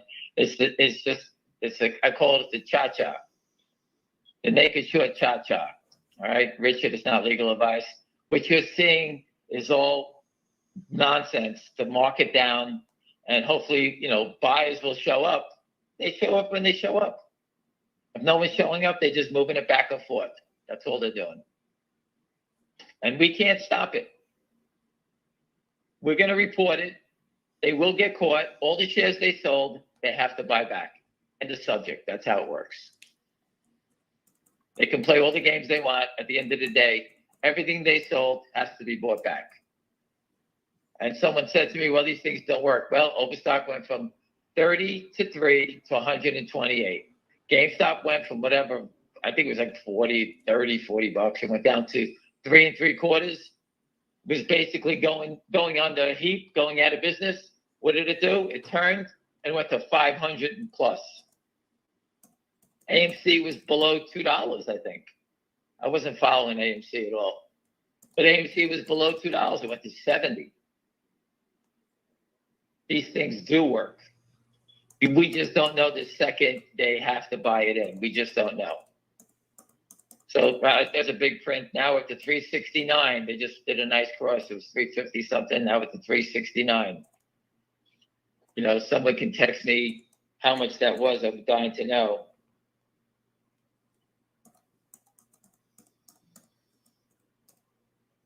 Someone just asked me Schwab bought them. But anyway, so again, you can see that the volume picks up. It was 350, then 370. Boom, boom, boom. They're printing. They're trying to mark it down. Hopefully, a long will toss in the towel, and they want them to sell it, and that's what they do. I can't stop it. I apologize. I do everything we can, but we will get to the bottom of it. We're moving as fast as we can. I told you we got the identity of the research report, and it's from Brazil. All right, so I'll let the attorneys come out and give you their detailed analysis of what it is, and we'll take it from there. When you see that come out, and the attorneys are talking about chasing it down to this, I'm sure the Southern District is going to be thrilled about fake reports coming out of Brazil. All right, I'm sure they're going to be excited about this. And I'm sure this is going to lead to a criminal investigation, because I think that any judge in New York that can see that an attorney is filing a criminal report, a report first on civil, and that will go to criminal because of security fraud, and the people that are behind it are going to move. Call from Brent Suen. All right. This is something I think everyone's going to take serious. So these guys made a big mistake. All right. I told you that we can't find the paper trades because Wall Street's hiding the accounts where it's going to.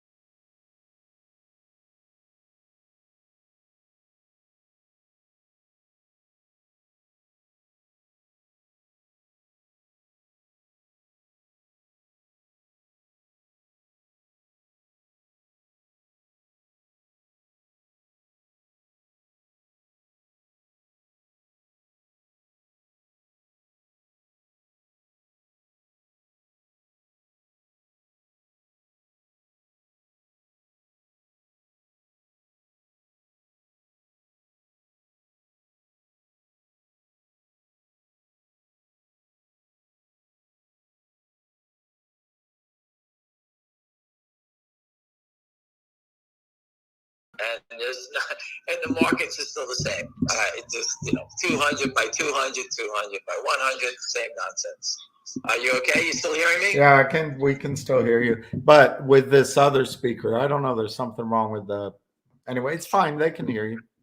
You're gonna have to get your studio fixed there, William. I need to just go ahead and buy a new computer that has power. I'll get it done. Well, listen, hopefully you won't have to do this much longer. But again, I just spoke to another friend that gave me a call. We will get all the information on Capybara. It'll be out in public view for everyone to see.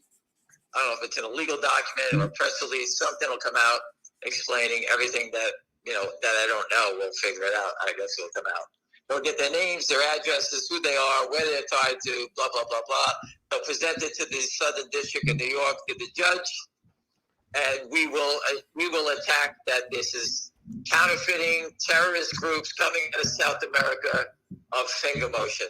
And we will get the judge, because I'm sure these guys are not going to respond to the complaint. And we're going to turn it from this complaint, we can turn it into a criminal investigation, because obviously whoever's doing this stuff is not going to stand up and defend themselves in New York City. So we know that's true, right? Right. And this is how these guys, but again, I believe the DOJ and the Southern District are going to be on our side on this event. And we'll get to the bottom of this. And like I said, Mark Bazile is a pit bull. He'll get you the information. He knows what he's doing. And, again, this is what these companies need. They need to fight back. Find out who's doing it, who's writing these reports, and keep chasing them down. All right? And once you grab them, I just showed you yesterday, a guy got caught. I think he was doing something in a crypto exchange, some wacky country in Europe, and the DOJ went and grabbed him and dragged him back to the U.S.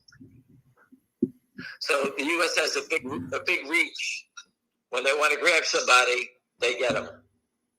All right, so as far as Lynn partners are concerned, whether it's Australia, South America, whatever their contacts are, the U.S. government has a big reach, and I expect it to be reaching out. I think the Capybara stuff is great. I think it'd be able to present it to the Southern District, and I think the Southern District, when it turns, will be presented for a criminal case. And I think the Southern District works with the DOJ on these criminal cases. And I think that once you get approval from a judge showing the attack, this is obviously something more than just I don't know what that was, William, but this is something more than just a naked short attack. This is a criminal organization, and I think Mark Bazile will have a good feel on how to approach that. All right? Right. Any other questions before I disappear? Let me see if there are. That was really screwy. I guess what happened, my speaker thing just turned the volume down. I couldn't figure it out. But anyway, let's quickly go through some of these.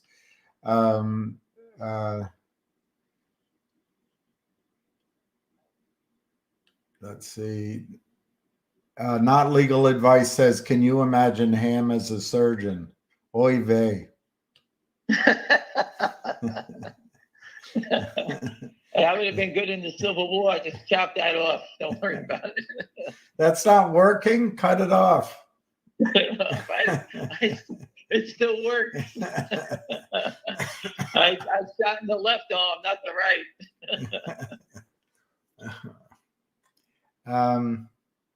So here it is. I'm just saying it's 375. It's the same pattern. No trades. The bids and the offers just keep jumping around like it's like the stock is trading like NVIDIA here. There's no action.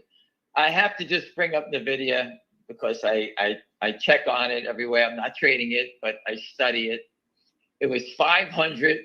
It went to 390 last week, and today it's 472. Think about that wild swing, down 110, and now back up 80 points back the other way. 72 plus 10, 82 points the other way. That's in a 10-day period. So it was the end of the world, kill it down to 390, and now everything is wonderful. Take it back up. Volatility, my friends. The only way the equity market is working because they want volatility. Volatility brings in trading. NVIDIA's traded how many today? 40 million shares every day. 40 million shares of a $472 stock. Who's trading all that stock? Think about that. Volatility. Volatility never comes to the upside, Richard. It's always the same pattern. The volatility is always down. Why is it always down? Because they have margin problems if it goes up. That's a different way of saying it. All right, so that's volatility. Volatility, they need volatility because they need people to sell. NVIDIA had volatility because they needed to shake people out because the shorts are trying to cover. NVIDIA one day looks like it's going to go to 800. But how do you survive up and down 100 points? Most people would faint seeing that stuff. Faint. So again, not legal advice points out to you. Remember, Alpine violated the Bank Secrecy Act repeatedly. No, these guys are all operating offshore. As far as I'm concerned, everyone that's doing these crimes is tied to illegal offshore terrorists. They're not U.S. citizens. They're illegal terrorists offshore. They're using the U.S. market. And why do you think Gensler would support that? I don't know, because they're here to kill his family as well as ours. Yours. Yeah. Why would anybody support this? Why would anybody support this? I have no idea. But we're now going to get proof that we have some people from offshore who are writing fake reports, trying to do this stuff. If it's so up and up, why are they hiding in South America? If that was a legitimate research report. How many other research reports came out on not finger motion and all these other stocks also? I don't have time to go back and study it, but I'm sure everyone across the board has gotten these crazy sells from all these on these bear raids. Again, the ones that have the balls to step up, Hindenburg, Andrew Left, Carson Black, you know that they were all dirty. All right. And you know that these guys have all been doing this for a long time. And these guys just continue. Those are the guys that taught all these other idiots how to do it. Andrew Left, I live in fear. You know how many companies Andrew Left has destroyed? One of them was Eddie X-Ray Apple Charlie. EXAS. Eddie X-Ray Apple Sam. Andrew Left told everyone to sell it. It does colon cancer screening. The stock was 30. I had friends that were in it. He drove it to 23. And then it went to 130. And I think Bristol Myers took a stake in the company. This is like 3, 4, 5 years ago. He knocked it down. Andrew Left was on CNBC having a conversation with the CEO, who's a surgeon, a doctor, scientist, versus Andrew Left, telling him that this is our product and we can screen for colon cancer. Andrew Left said, no one's going to do that. Get out of here. No, he made no sense. I remember the day he did it. Complete nonsense. On TV, CNBC had that guy on TV, a buffoon, going against a real world-class guy who's trying to help people from getting colon cancer. Andrew Left was screaming, sell the stock, this guy, no one's ever going to do it. Well, everybody did do it, including myself. I did it also. I took the test that way, and I was cleaned. I had a clean bill of health. And Andrew Left, no one's going to do it. So who would defend that? Who would go after a company that's trying to get people to screen for colon cancer. And then you say to me, well, what am I going to do next? Look at their criminals. They could care less about it. They don't even care about themselves. Whether their wives, their mothers have breast cancer or they have colon, they don't even care. Zero. And people question, well, William, what are you going to do now, William? Can you help us out, William? The stock ticked down a quarter. Think about what we're trying to do, how hard it is that we're trying to stop the biggest fraud in U.S. history, that now we have to chase people down to Brazil. And 99 and 15 16ths of public companies out of 100 have no clue what to do, and they stand there and they take these beatings and don't say a word. That's why people are contacting me, because they want to fight back, but they just don't know how to do it. But before they do any plan of action, they got to go back to the board of directors and sit down and talk to them and say, what do we do now? What do we do now? And if you can see, William will talk about finger motion. For the last hour, we've been losing a penny, half a penny, move it down, but no selling, because the stock goes back to sleep. Now we're up to 381. It goes back to sleep, but they're just trying to market lower, market lower. You're watching the U.S. market in complete fraud, Richard. It's not legal advice. It's the same pattern: market lower, wash, repeat, rinse. It's the same thing. And we have to babysit and go over this all day long. No one ever helps me in Apple. No one helped me in the video when I look at the video. Hey, this is the CEO. We're going to turn the stock around now. It doesn't happen. You're in the dark on all these things. Right? That's how it works. But we're fighting to expose the guys that are destroying the stocks. And you know what? We can't do it in 2 minutes. It takes a few days. But again, I just gave you a tidbit of information that I believe will come out in a filing, and we'll get the rest of the scoop because I don't have the rest of it. And we'll see what happens there. All right. And again, anyone who has contacts to the Secret Service, a DOJ, a friend, a family that worked or served there, we would love to sit down and talk with them and present our case. The case only gets stronger. And you know what? I'm going to reach out to Mark Bazile, because he actually knows someone who had the contact with the DOJ and the Secret Service, and maybe we can get a meeting with those people. That sounds All good. right. And again, anybody want to come to the Secret Service and the DOJ? You're welcome to come. It's not an easy thing to go into these places. These guys are serious people. All right. But I'm not afraid. And we're going to go in and we're going to give up these people and get to the bottom of this thing. All right. We're not stopping. We're going to keep going. Even if you voted me out, I'm keeping going. I don't care. Anyway, I'm going to leave it at that, William. I have no idea. It's 2:40. I had enough for the day. I'll watch it. I'll make some phone calls. I'll try Everyone to get appreciates. No, listen, I'm here to fight. We all have to fight together. You don't appreciate me. Richard, not legal advice. He does so much for me in recapping this stuff, because I can't explain it to, I got 100 people call me about GTI every day, and I have to actually watch Richard's videos to give them an update, because they're too lazy to go watch it themselves. So Richard, I can't thank you enough, because again, I'm not an attorney and I just don't have any idea. I get lost reading those things. Actually, Richard, besides taking the pot gummy at night when I can't sleep, I put your video on it. Boom, knocks me right out. It's like a fist comes through my computer and hits me. But anyway, listen, thank you again, everybody. We'll keep the fight up. Any connections, please reach out to William, and we would love to sit down with the Secret Service and the DOJ.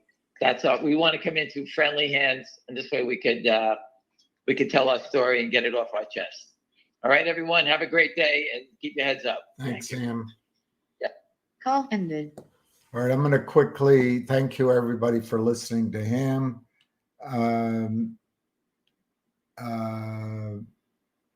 Sandro, you're very close to getting banned.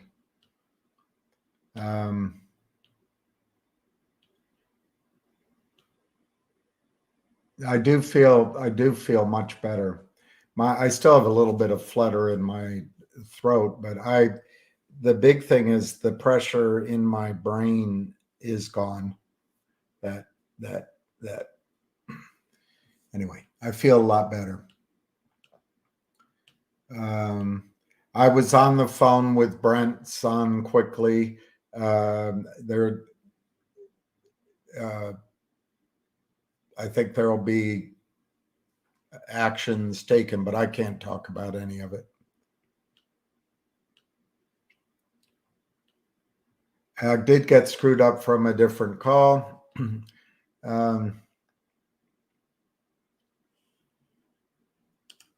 I expect the options to expire mostly worthless, but again, I'm not going to, in fact, I'm not going to go through it, but you know by heart by now, all of the things that could be triggers for Finger to suddenly go much higher. And so a worthless stock option could overnight be worth a lot of money. But my expectations is most options will expire worthless next week.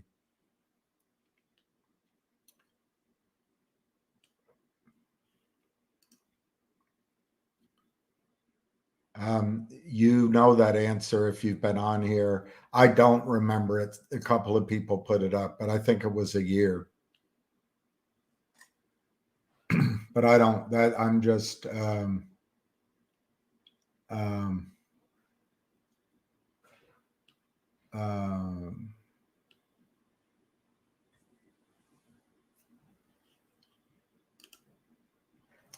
going to change your name to Eeyore.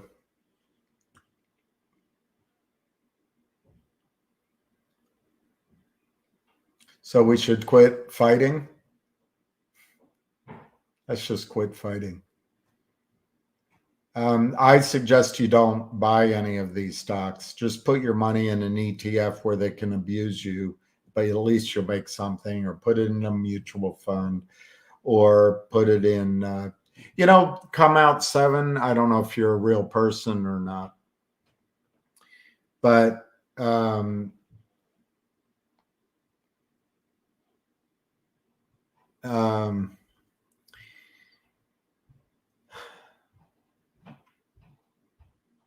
40 years ago, approximately, the Dow was at $700.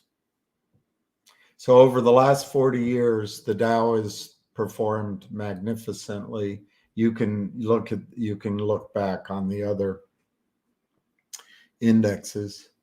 Interest rates were 21, 22%. Houses were nearly worthless compared to today. Bonds over the last 40 years have had a massive bull market. Real estate has become the must-own asset, even condominiums. Car prices are up. Everyone wants to be in the stock market. And I think that's a perfect time for you to get involved in it. What from 700 to 30,000, I don't even know where the Dow is for sure. Let's just use 30,000.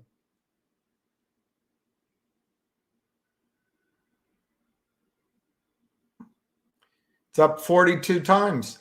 If the Dow were to go up 42 times over the next 40 years, you could just buy an index fund.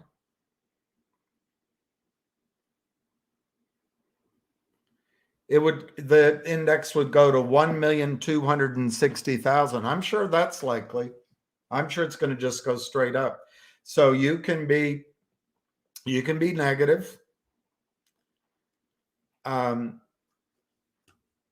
which I don't blame you. Just get out of the market. It's not about winning, although there's a whole aspect of people that want to fight to win. It's about making money in your trades. And if you were in AMC and GME, or I got to put you on hold.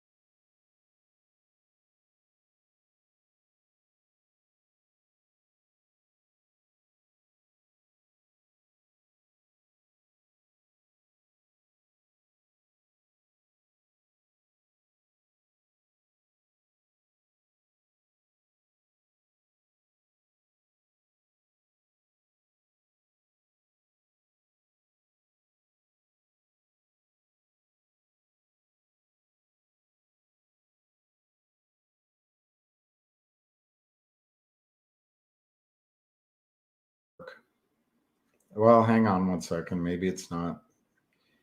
Damn it. Stupid phone. All right, let me go to this way. All right. Just do it that way. I'll just do it that way.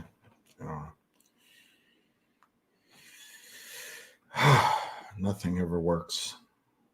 Oh, maybe it's the volume again. It's connected. You should be live. All right, so I hung up. I got a call back from a shareholder. His good friend is Secret Service and his wife is FBI. He's setting up an appointment for me immediately. I'm going to go talk to both of them. All right, at the same time. All right, husband and wife, Secret Service, FBI. See, when you work together, all right, things can happen. So we're going to have an at-bat with both the FBI and Secret Service, husband and wife. All right, I just got that call, and I called you right back to tell you. Awesome. All right, so again, we're not stopping. I believe that the report by Capybara will be viewed as a criminal because with the offshore, they're obviously going to run. They're not going to answer any complaints. They're not going to do anything. So the Southern District, I'm sure, will work with the Department of Justice or FBI, and basically we can turn this into a criminal investigation. Thanks to Capybara, and thanks to Mark Bazile for being a pit bull and attacking this gateway now. All right. So again, this is something that could lead to a criminal investigation. Screw the SEC. We'll come in the other way. Thanks to the fake research report and the Southern District, I'm sure we can turn this. And Richard, it's not legal advice. May say it may take it's a big, I guess it's a big thing that may happen, but I have to believe that that's the way this is going to go, and that's how we're going to get lucky and catch these guys. For the fake research reports and the guys hiding offshore, we'll show everybody that this is criminal. All right. So again, it's not civil; it's going to be criminal. So I just wanted to give you a heads up on the two things. All right. So I got the FBI and the Secret Service in one swoop from a very good friend who happens to be good friends with both the husband and wife. All right, so he's setting up the appointment for me now. And Awesome. they're New York based. Awesome. So it's all right. Yeah, awesome. All right. Have a good night. If I hear more, I'll let you know. Thank you. Okay, thanks. Bye. Call ended. All right, I'll go through this, and I'm not gonna go on very long. Come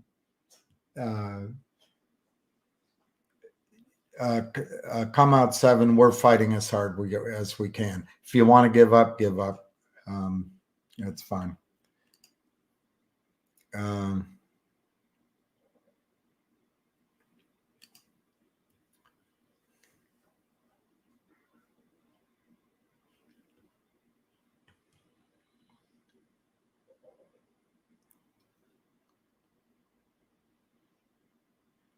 Hey, there's some praise for not legal advice.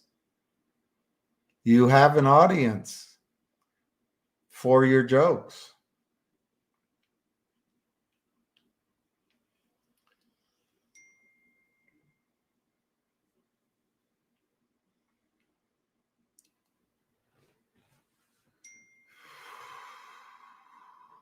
Okay, Ham just texted me.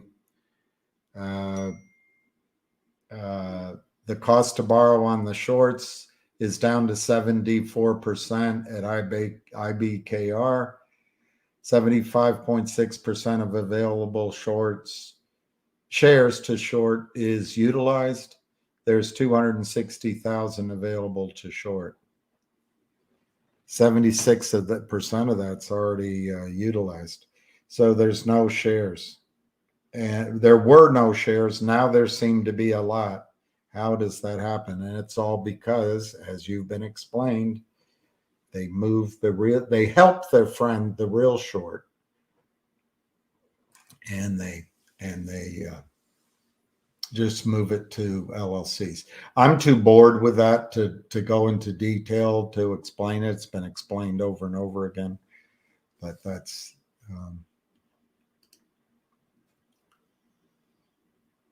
thank you, Devar.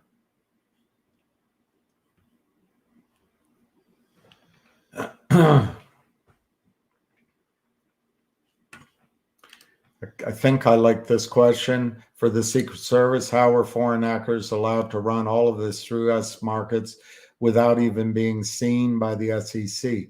My answer is that the actors are our funds.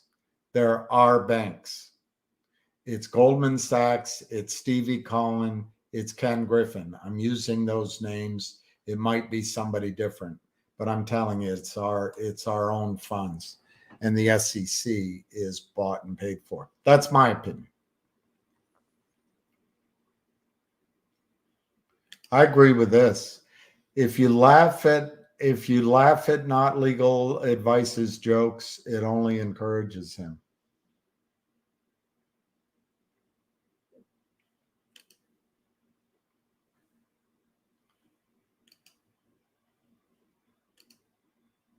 I think the question is, does Ham agree that NVIDIA should be renamed NVIDIA? I think it should be Indigada Davida. Baby.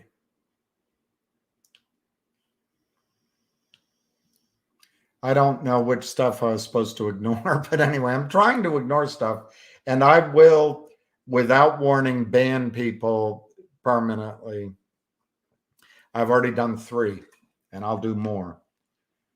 Here's Robert Sagano. Wells Fargo still saying they are waiting for Liberty to deliver shares. I was nice. Next call, I'm going to tell them it's already been delivered. Where's my divvy? The next time you call them, you should say, do you know who I am? They're just delaying. Look, the broker dealers have a choice. We're going to do something actively to be complicit in securities fraud.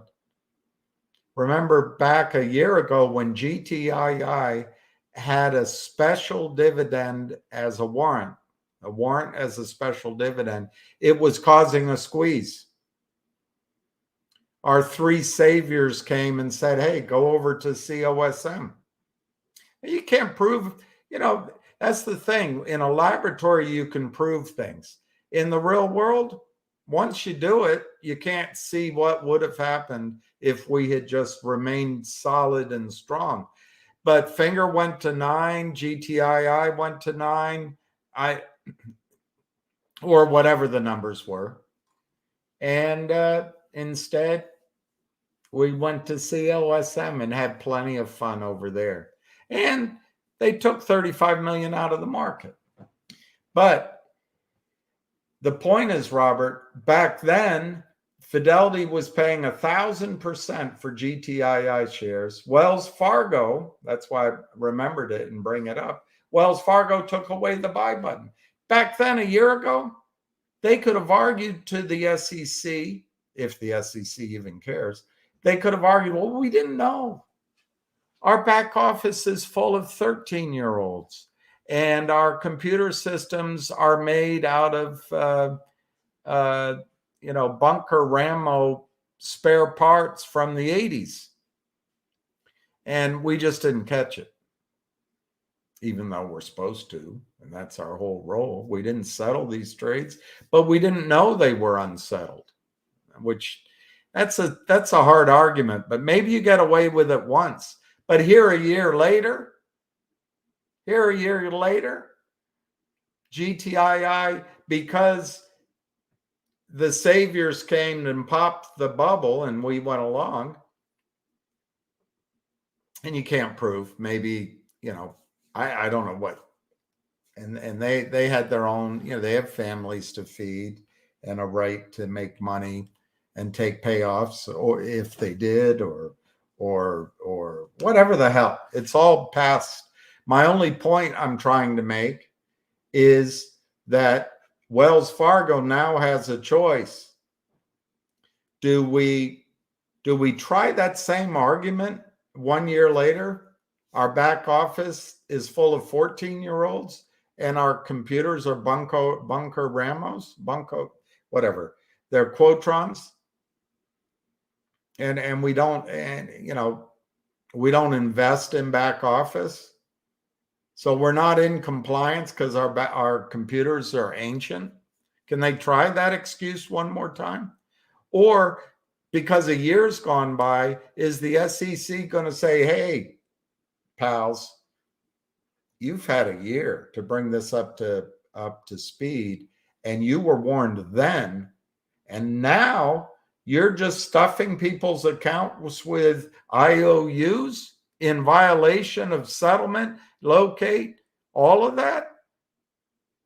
We're going to hold you accountable. Of course, the SEC will fine them $500,000 for 50 million violations. But anyway, that's what they're facing.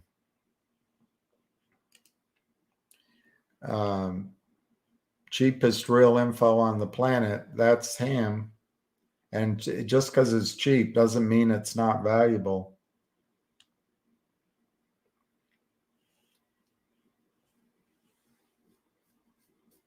I'm not going to highlight that. I don't know what the bottom is for Finger or GTII. I mean, that's whatever you think is whatever you think. Any date, point in time, there's a stock price. It can stay flat, it can go up, or it can go down. It's up to you.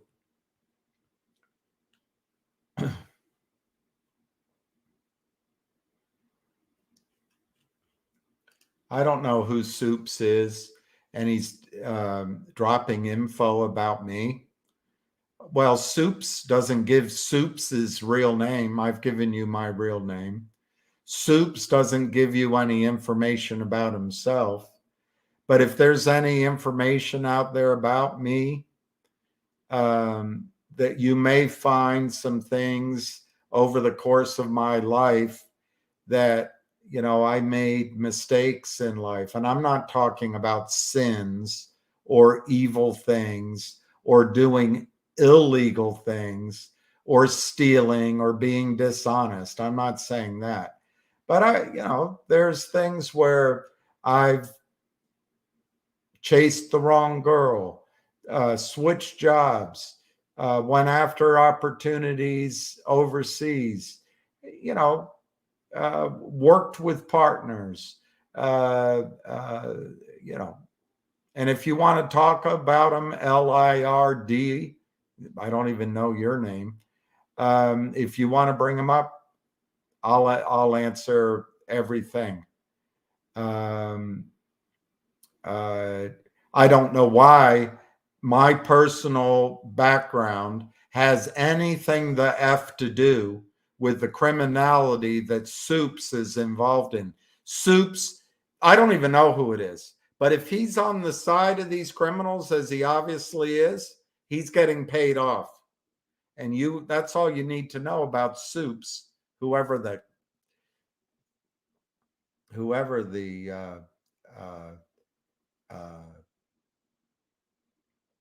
he is.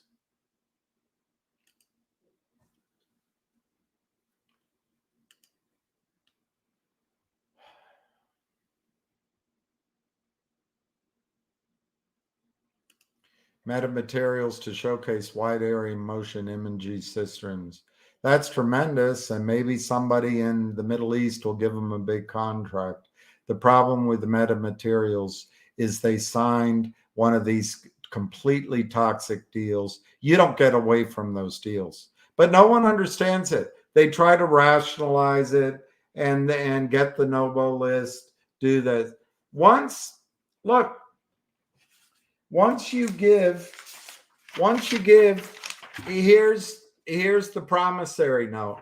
The criminals take that promissory note, they give it to their shady attorney, and their attorney mimeographs it, Xeroxes it 20 times, hands it out to 20 prime brokers.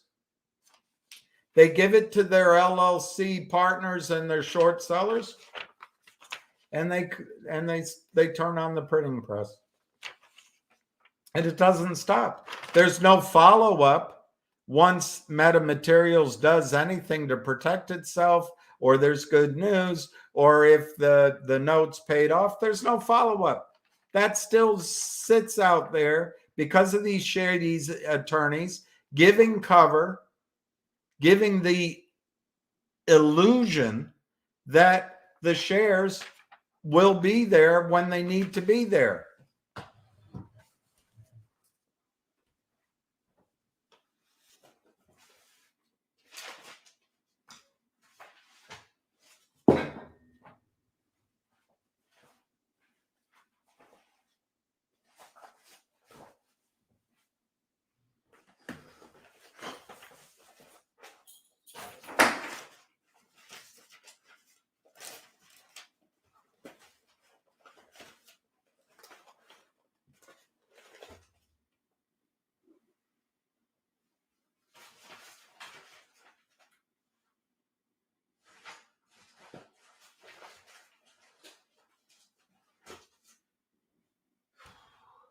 Well, I can't find it right. I can't find it quickly. But in the filing that the SEC did against Sabi and this complete criminal, Harold Mintz, and I have it here somewhere. I just can't find it quickly. The SEC charged them. You have to locate shares prior to selling them.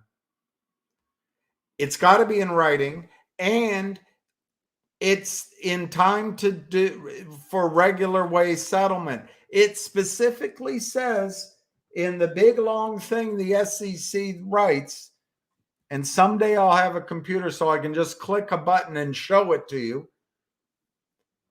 It specifically writes out that having one of these toxic formula notes that deliver in the future does not make those sales that they do now legal. They're illegal. And that's from the SEC.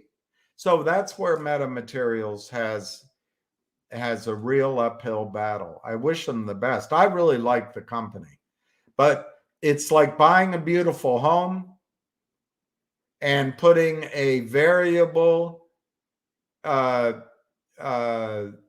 mortgage on it with a balloon payment and then a step up to another balloon payment. Your financing will screw you. And that's what all of the Wall Street banks are about. And I didn't mean to raise my voice.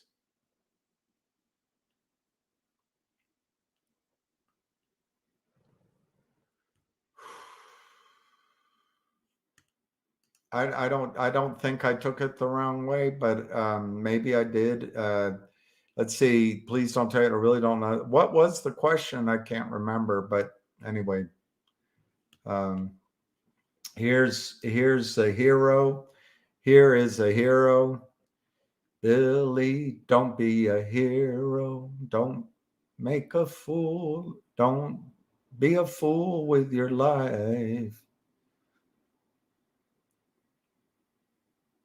Arca's the best. I need to get Arca back on here and then I'll zip it. Zip. Zip. Zip a longa stocking.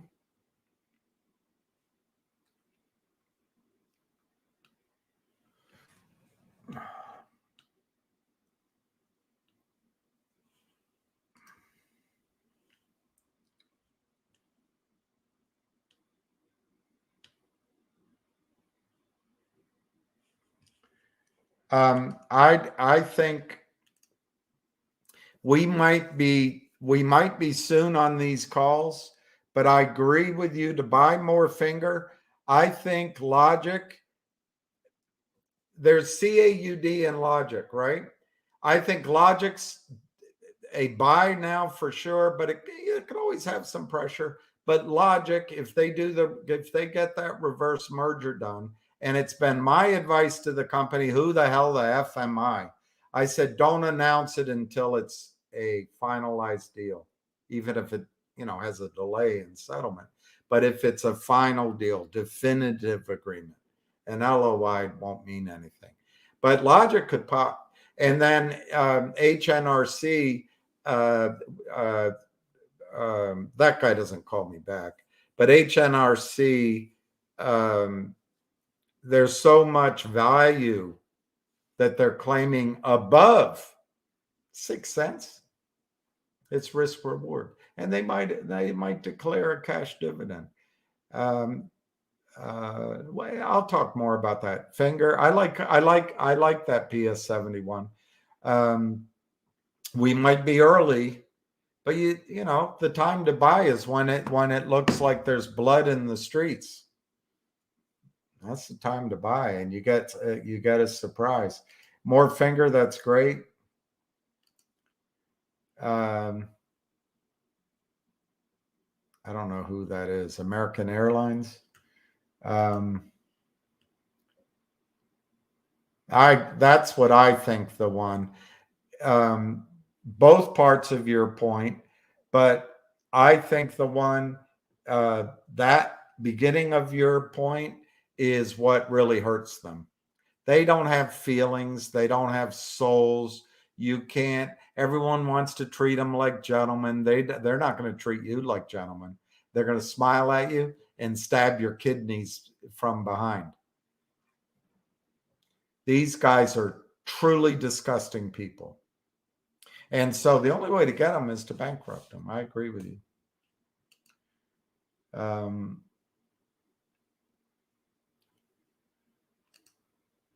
I don't know what you said wrong. I didn't see anything you said wrong. Ring the bell. I'm not going to ban you. I wasn't talking about you. I'm not, as you can tell, I never ban anyone, but in the last 2 days, I've banned 3 people. And I'm just telling you that I reserve the right to do it. But if I make, I don't know if I make a mistake, I don't know how you get, I don't know how that works. But I've only done it. Anyway, I think they are completely here. The 3 I did completely here to shill.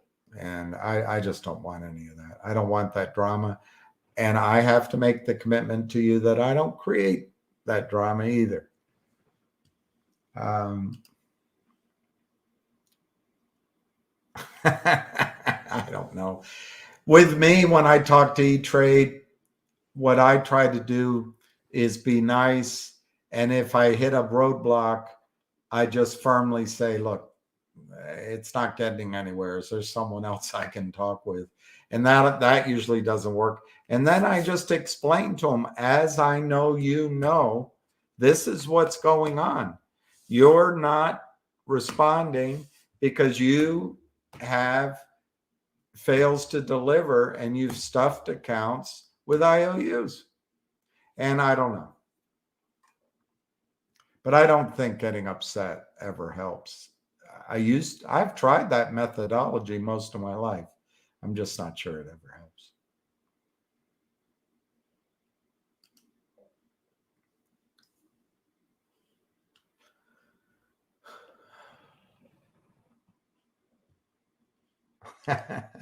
I'm going to ban you just because you think not legal advice is funny. No, I won't. No, I won't. Yeah, maybe it's life's lessons.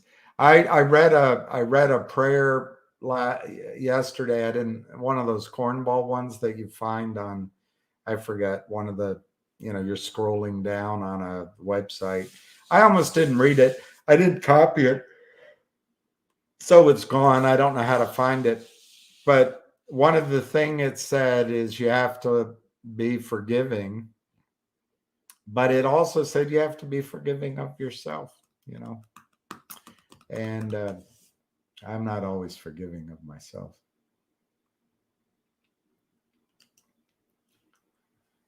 Yeah, you don't need to put me up there. but I agree with everyone else.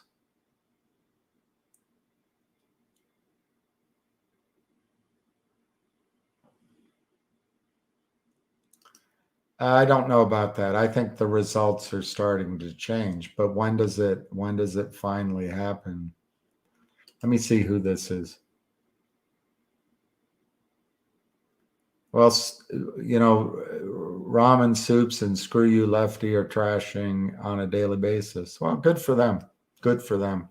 The easiest thing in the world is to be a weasel, to have no moral backbone, and decide, you know what?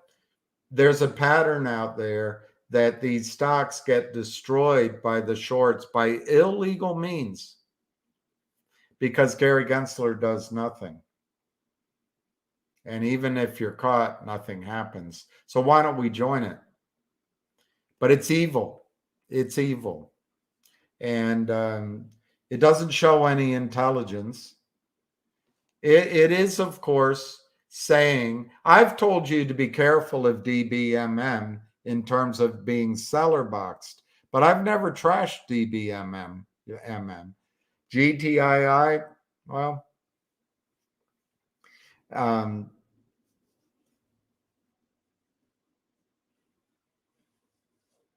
guess it's like FDR said,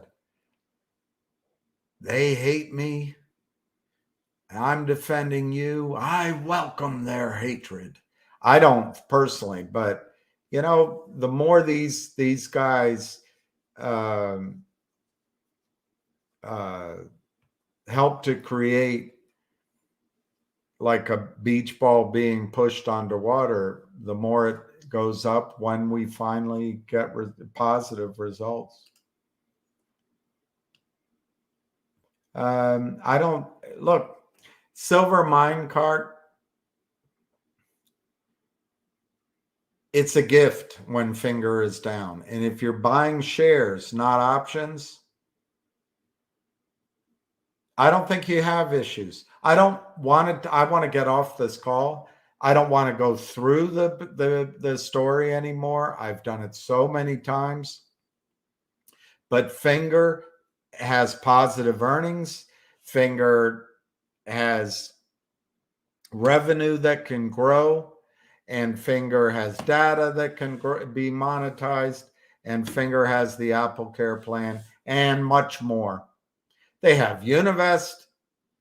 They have a $300 million shelf registration. Where'd they come up with? Why'd they come up with that number? They've put out they're not going to raise money down there, and there's a trap short. Why wouldn't you buy more? I congratulate you. You don't have issues. Do you think the big boys out there got rich, the ones that did it on one trade and now they're geniuses?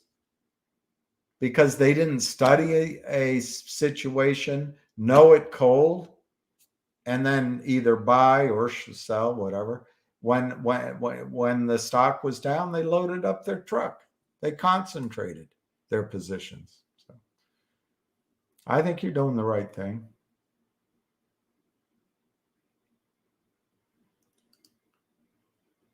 Well, look, we're fighting against the odds. I don't read it anymore. If you want to read what they say, read it. But they're not saving you from Ham or from me. I don't claim to always be right. And I've admitted, like with CRTD, where they and their shorts destroyed it at Lynn Partners, Jeff Easton destroyed CRTD. But the CEO there still has a big heart, open arms for Jeff Easton. I don't know why. I can't explain the human brain and the human heart. I can't explain it.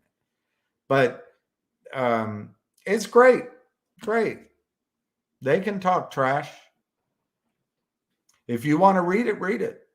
And if you want to act on it, act on it. But if you think they have your interests in mind,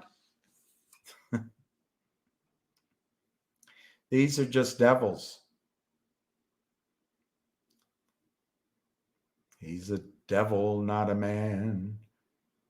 And he fills the burning sands with water. Cool, clear water. Oh, Dan and I, with throats so dry, we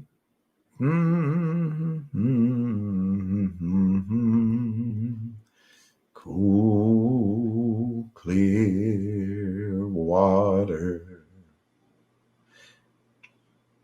Don't you listen to him, Dan. He's a devil, not a man, and he fills the burning sands with water.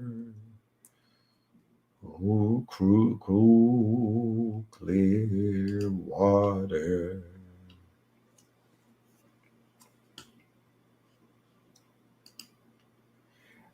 When does NBH start producing oil and paying a divvy?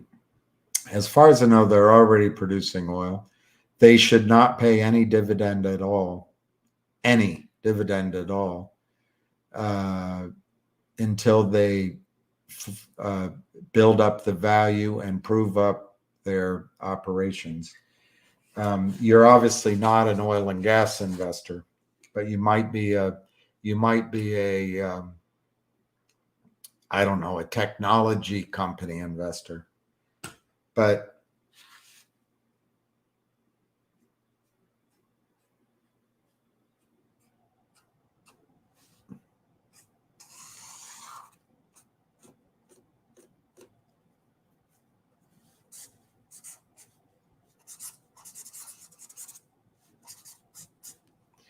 in all growth situations, particularly resource plays, there's a valuation down here.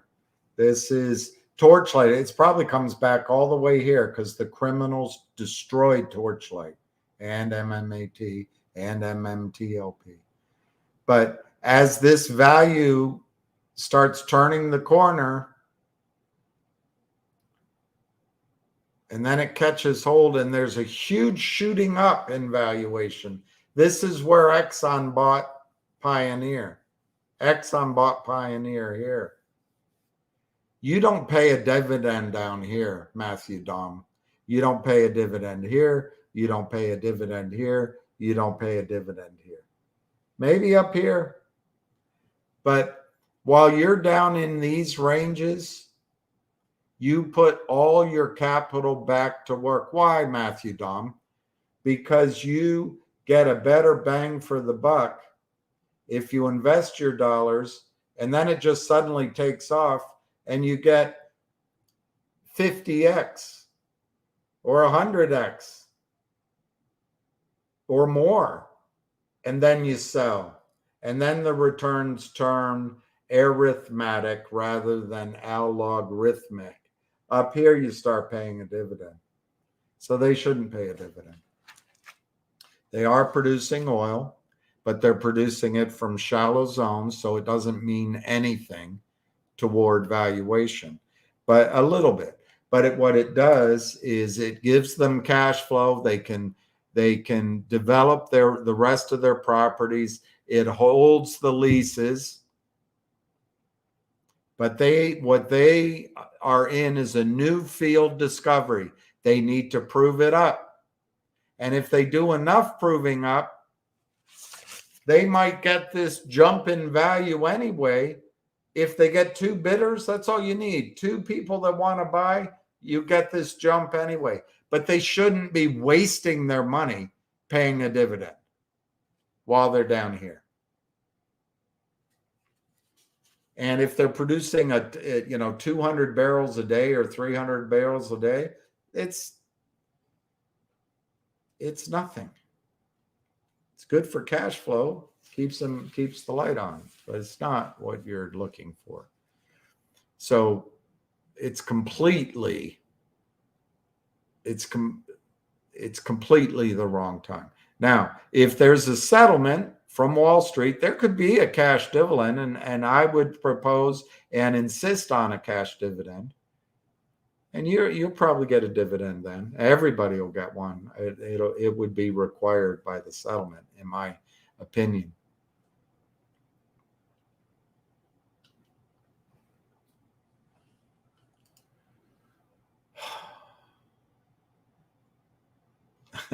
Thanks, Brenda. Thanks for being forgiving.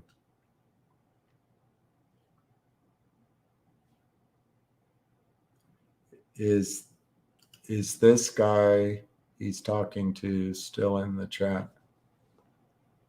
You guys let me know about this guy, because I have questions whether I should. I'm not going to do it today, but I'd like to know what you think.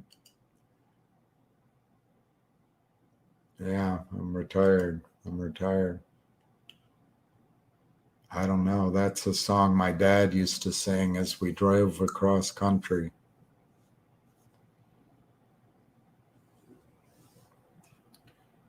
Oh, clear water.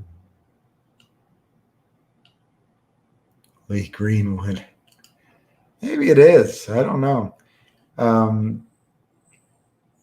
I just think this is a computer bot right here, and I'm very close to banning him. MULN is at a 52-week low. Every stock that you've been pitched on, that we've bid on, the next 6 weeks are going to be difficult. They're going to be pushing them down, down, down, down, down. They know your tax advisors, your wealth advisors, your lawyers are going to say, take your tax losses, get out.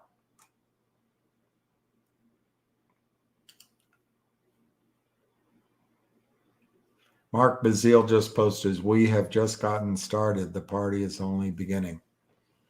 That's great news, David. That's great news. Chud.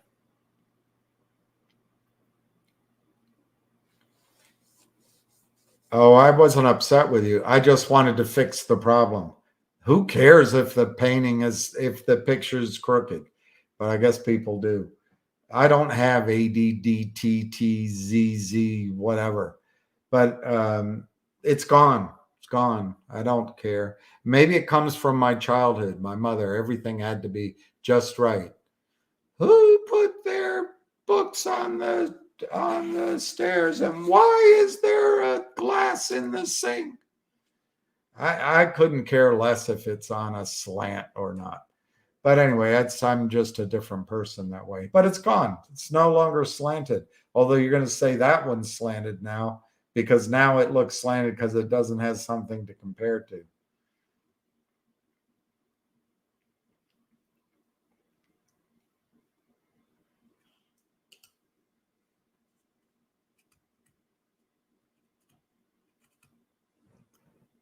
I know it's MULN, and I think you're right. You should blame the CEOs for signing these, but I blame the SEC.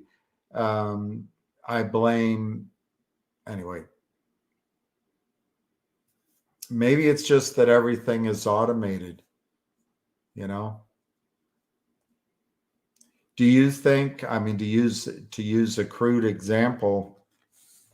Do you think society would approve of young women in their teens, 20s, essentially sexually exposing themselves to hundreds or 1,000 men if they did it in person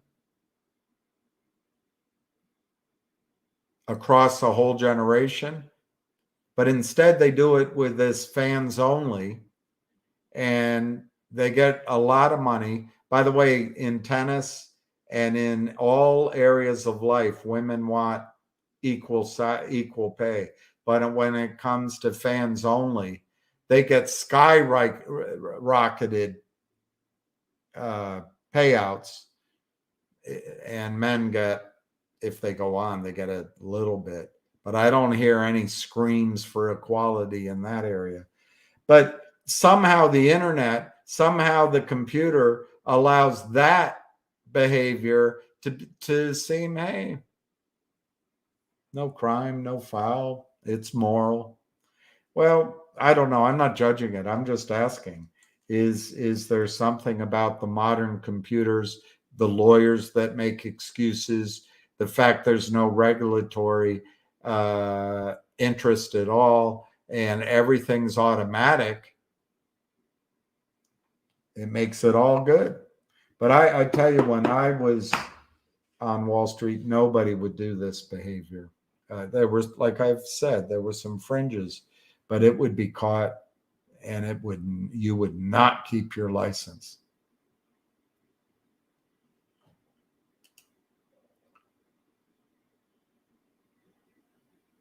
I'm not reading that.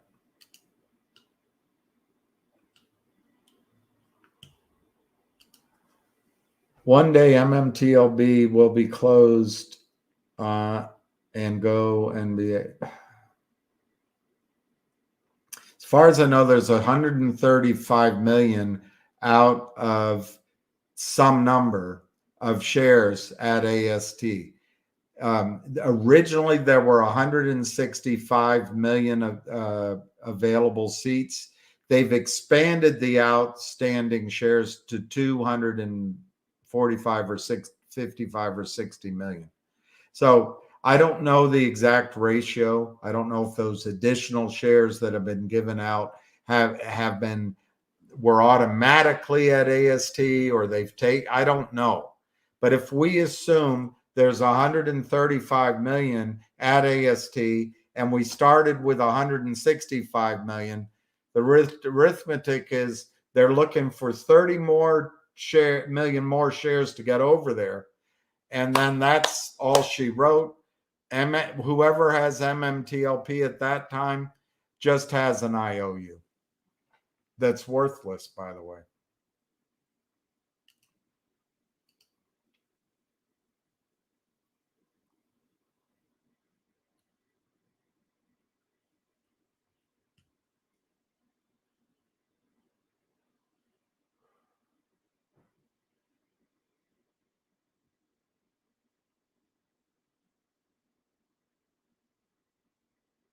Well, that's why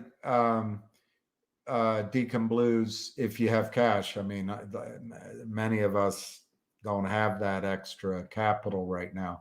But if you have cash, you buy more.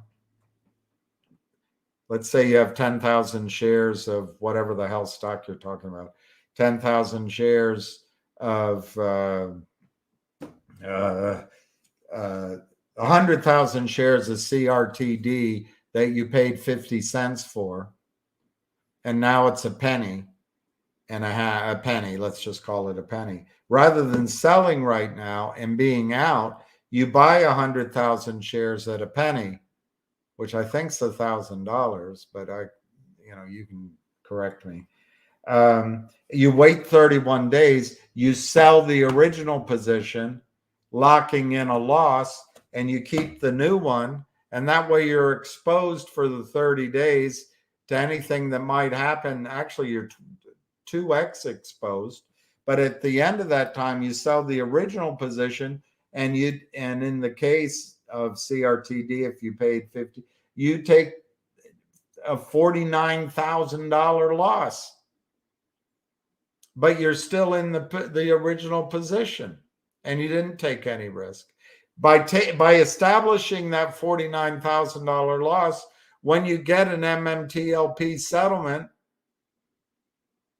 let's say it's for $250,000, you can write off essentially 50 grand of that, and so you only have to pay taxes on the 200,000 minus what you paid. And so the 50 grand that you can write off, you might be saving, I don't know your tax bracket, but you might be saving 25,000 in taxes. You don't have to stand like a statue. Don't have to be a victim. You don't have to take it from these bastards.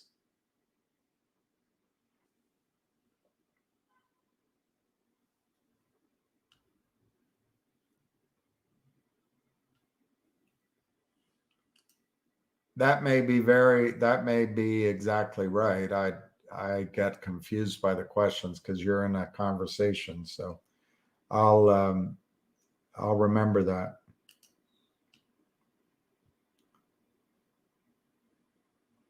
Let me see this.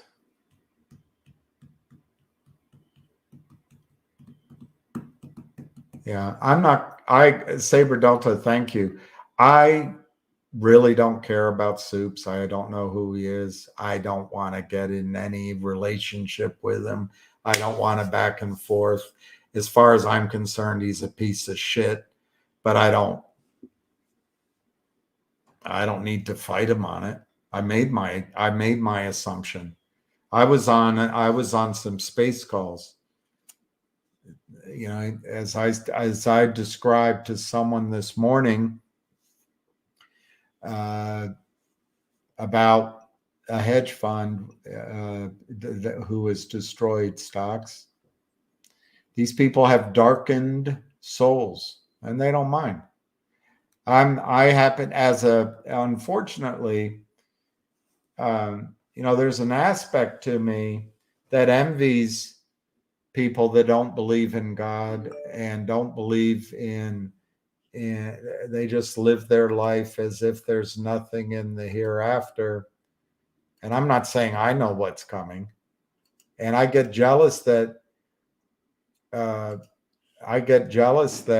some people have lived their life to a carefree excess, and they got to do all these things that seem so fun. And I get something, and when I get lazy thoughts, I can think, oh gosh, why didn't I do that? Why didn't I? But um, and by the way, I have plenty of things that I just got to deal with my own readiness, as I told you, Lucinda Williams called it, getting right with God. But I would never want to go face God with the darkened souls that some of these people have done. I would never want to. I'm sure I've got things that I'm sure. I understand that words we say to others, treatment we give to others, thoughtlessness, these things are brought up to us as we stand in our moment of judgment. And there's witnesses all around us. And I don't think it's going to be pleasant. But I wouldn't want the darkened souls that people like this have. Anybody working with the shorts, the counterfeiters, the security fraudsters, and I mean anyone, that includes Gary Gensler. I wouldn't want to have that darkened soul.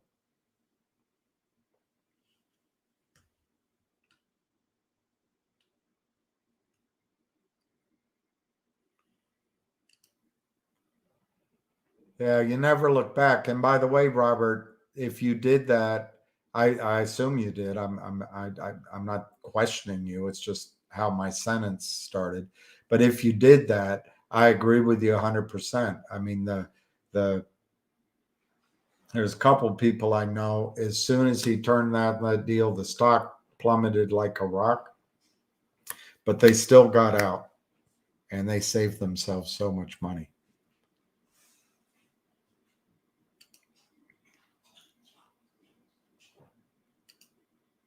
Okay. Let's see about Sons of Pioneers.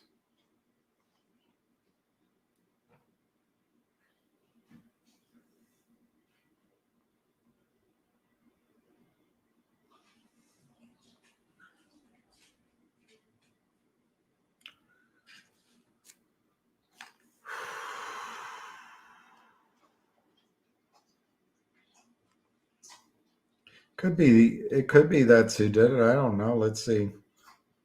I know the name of the song.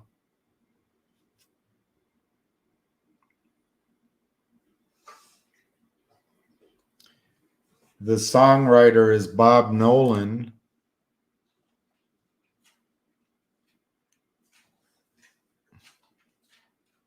written by Bob Nolan in 1936. It's about a parched man and his mule traveling a wasteland tormented by mirages. Members of the Western Writers of America chose it as the number 3 on the top 100 Western songs of all time. I didn't know that. And it does say the sons of pioneers.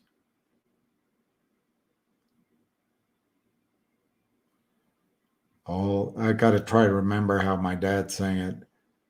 All day I've faced a barren waste without the taste of water, cool water.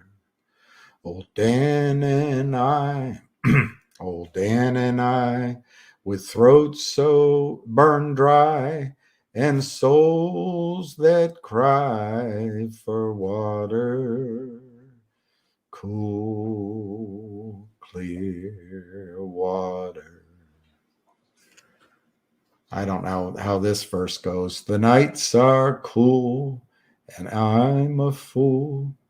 Each star's a pool of water, cool water.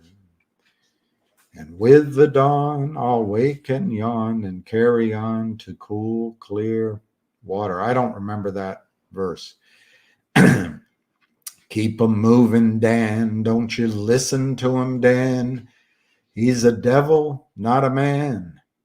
And he spreads the burning sand with water.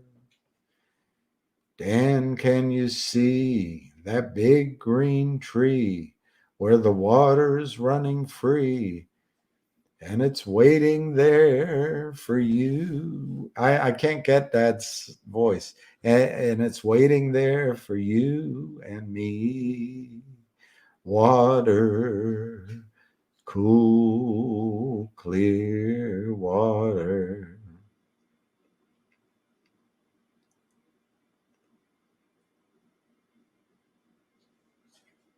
The shadows sway and seem to say, tonight we pray for water, cool water. And way up there, he'll hear our prayer and show us where there's water, cool, clear water. Keep 'em moving, Dan. Don't you listen to him, Dan. He's a devil, not a man.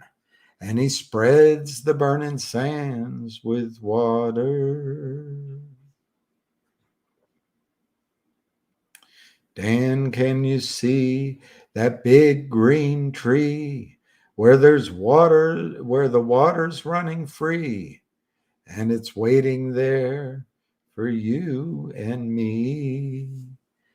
Water. Anyway, it's so many years ago, I can't quite get the whole lyric of it.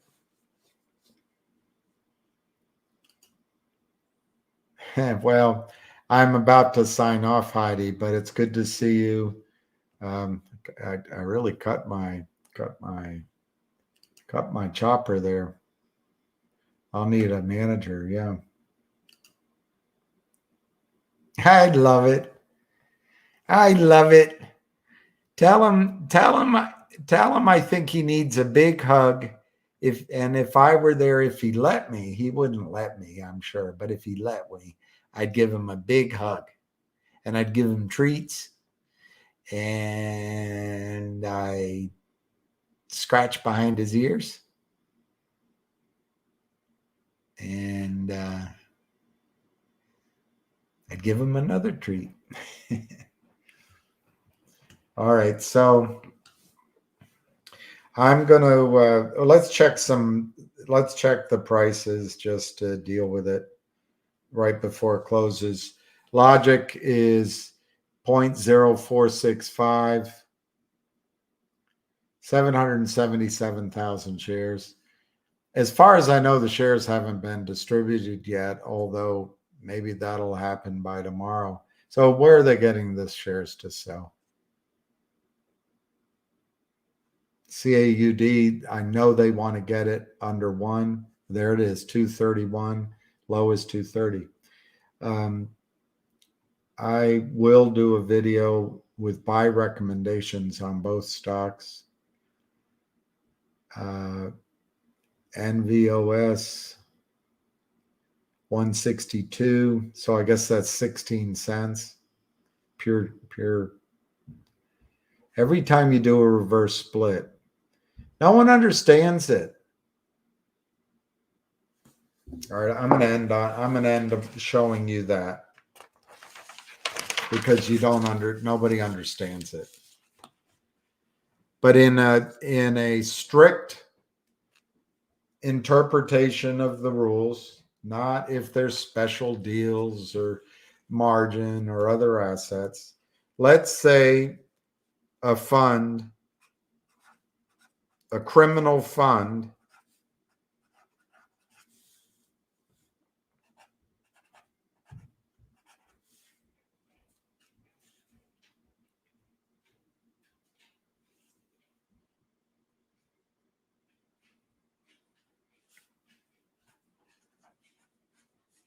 sold 100,000 shares of a stock with a value weighted average of $1. 100 million shares of a stock with a weighted average of $1. And they sold it downward and they've increased the pressure.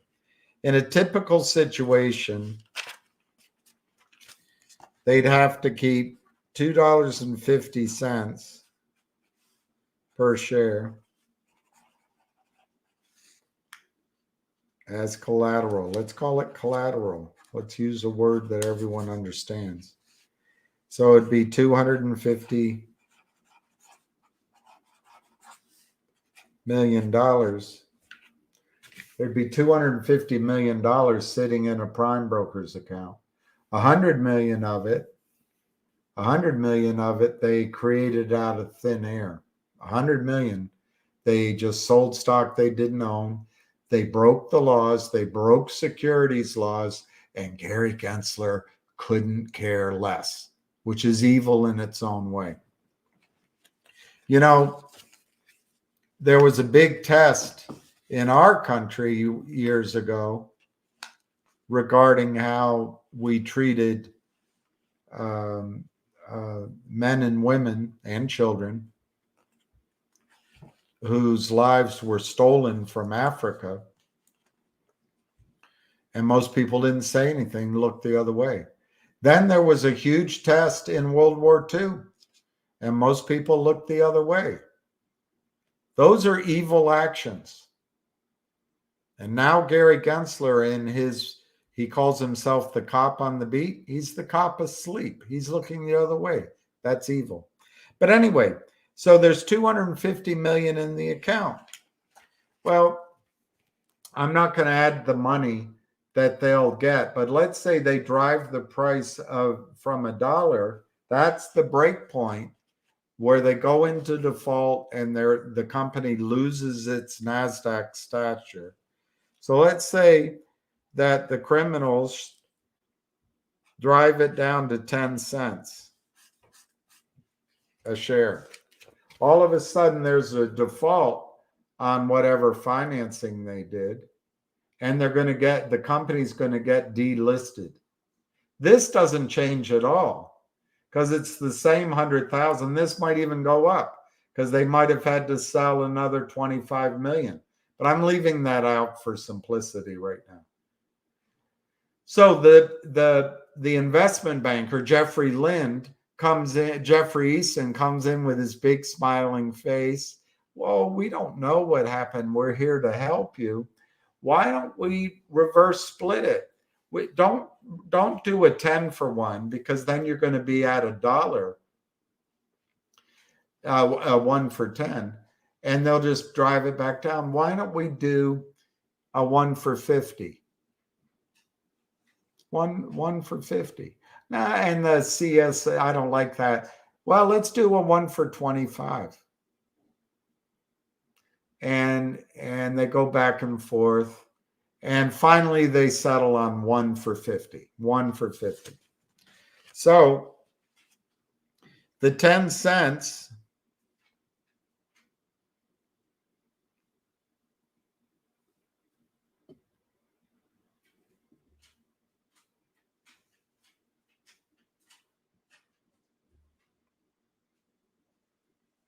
the 10 cents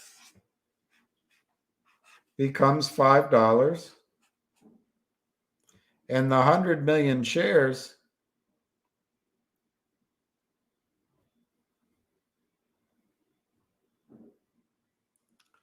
becomes 2 million shares, and they're on the NASDAQ. Bob's your uncle. But what's happened here? They only need to keep, if I have another color, they only need to keep $2.50 of this.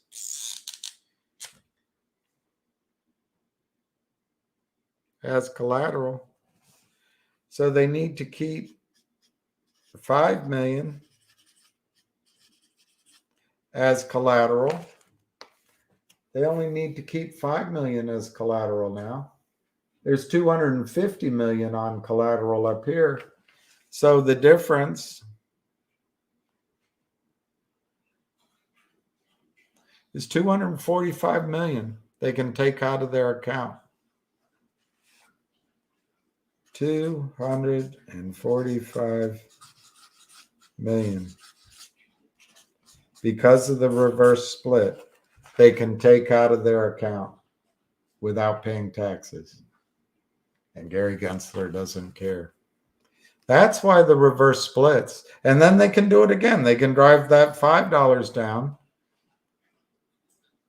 I mean, it's endless. There's apologists who believe there's systems in place. There's nothing in place. This big money. This makes Goldman Sachs rich. This makes Ken Griffin rich. This makes Stevie Cohen rich. This makes JP Morgan rich. It's big money. All right.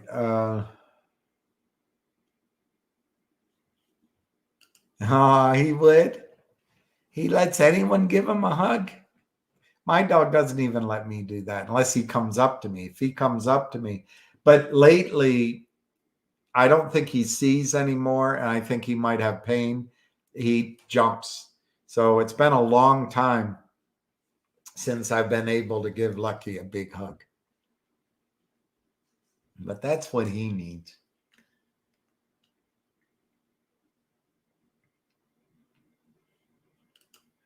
Is that right, Dominic? You can buy the 6s for 5 cents? That, as my roommate used to say, that is pounceable.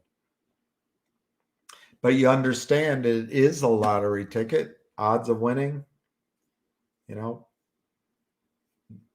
minuscule. But if it works, oh my gosh, you're going to make some quid.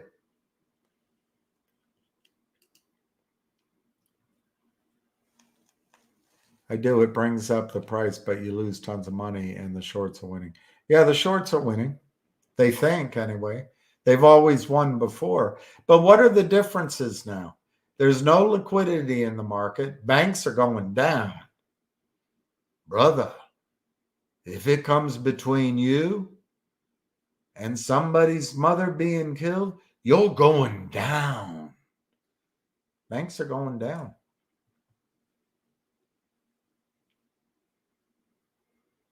There's no liquidity anymore. And I think people at MMTLP and really hardworking people, and some of the lawyers, Ham's work, busy, the rest, I think it's starting to, Malcolm Gladwell had The Turning Point, that book. The whole thing, the book could have been this thin. Once he makes his point, you keep turning the pages, you keep turning into the same point over and over again. But anyway, there was a tipping point. There'll be a tipping point. So I think we're getting there. But anyway, yeah, they're winning. And, let he who hath no stomach for this fight flee to England. His passports shall be made. You don't have to stay. You don't have to stay in the fight. And you don't have to own stock to be in the fight. All right, let's leave it on that. $20 gets you 40 tickets. $200 gets you 40 tickets. I'm going to sign off. It's 4:00. Let's just quickly go through 3 or 4 prices at the close, and then I just see whenever I go live, I get nothing done for the day. NVOS 165, CAUD 229, and that's up. Unbelievable. It's the criminality is unbelievable. Logic 0.036, finger 4.52, MMAT 0.1014, Indigada Davida 469.45, DBMM 0.0053, GTII 0.5646, ASPA no results,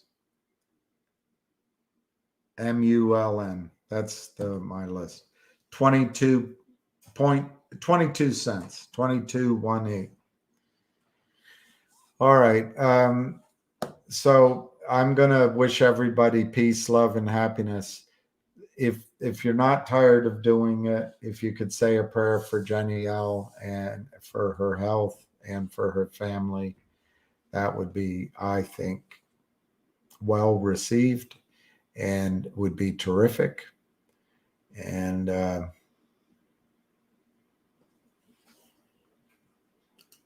well, that's kindly, very kind of you, Patty.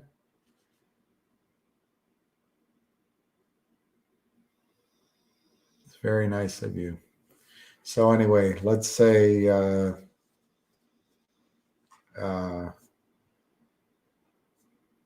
I'm trying to remember.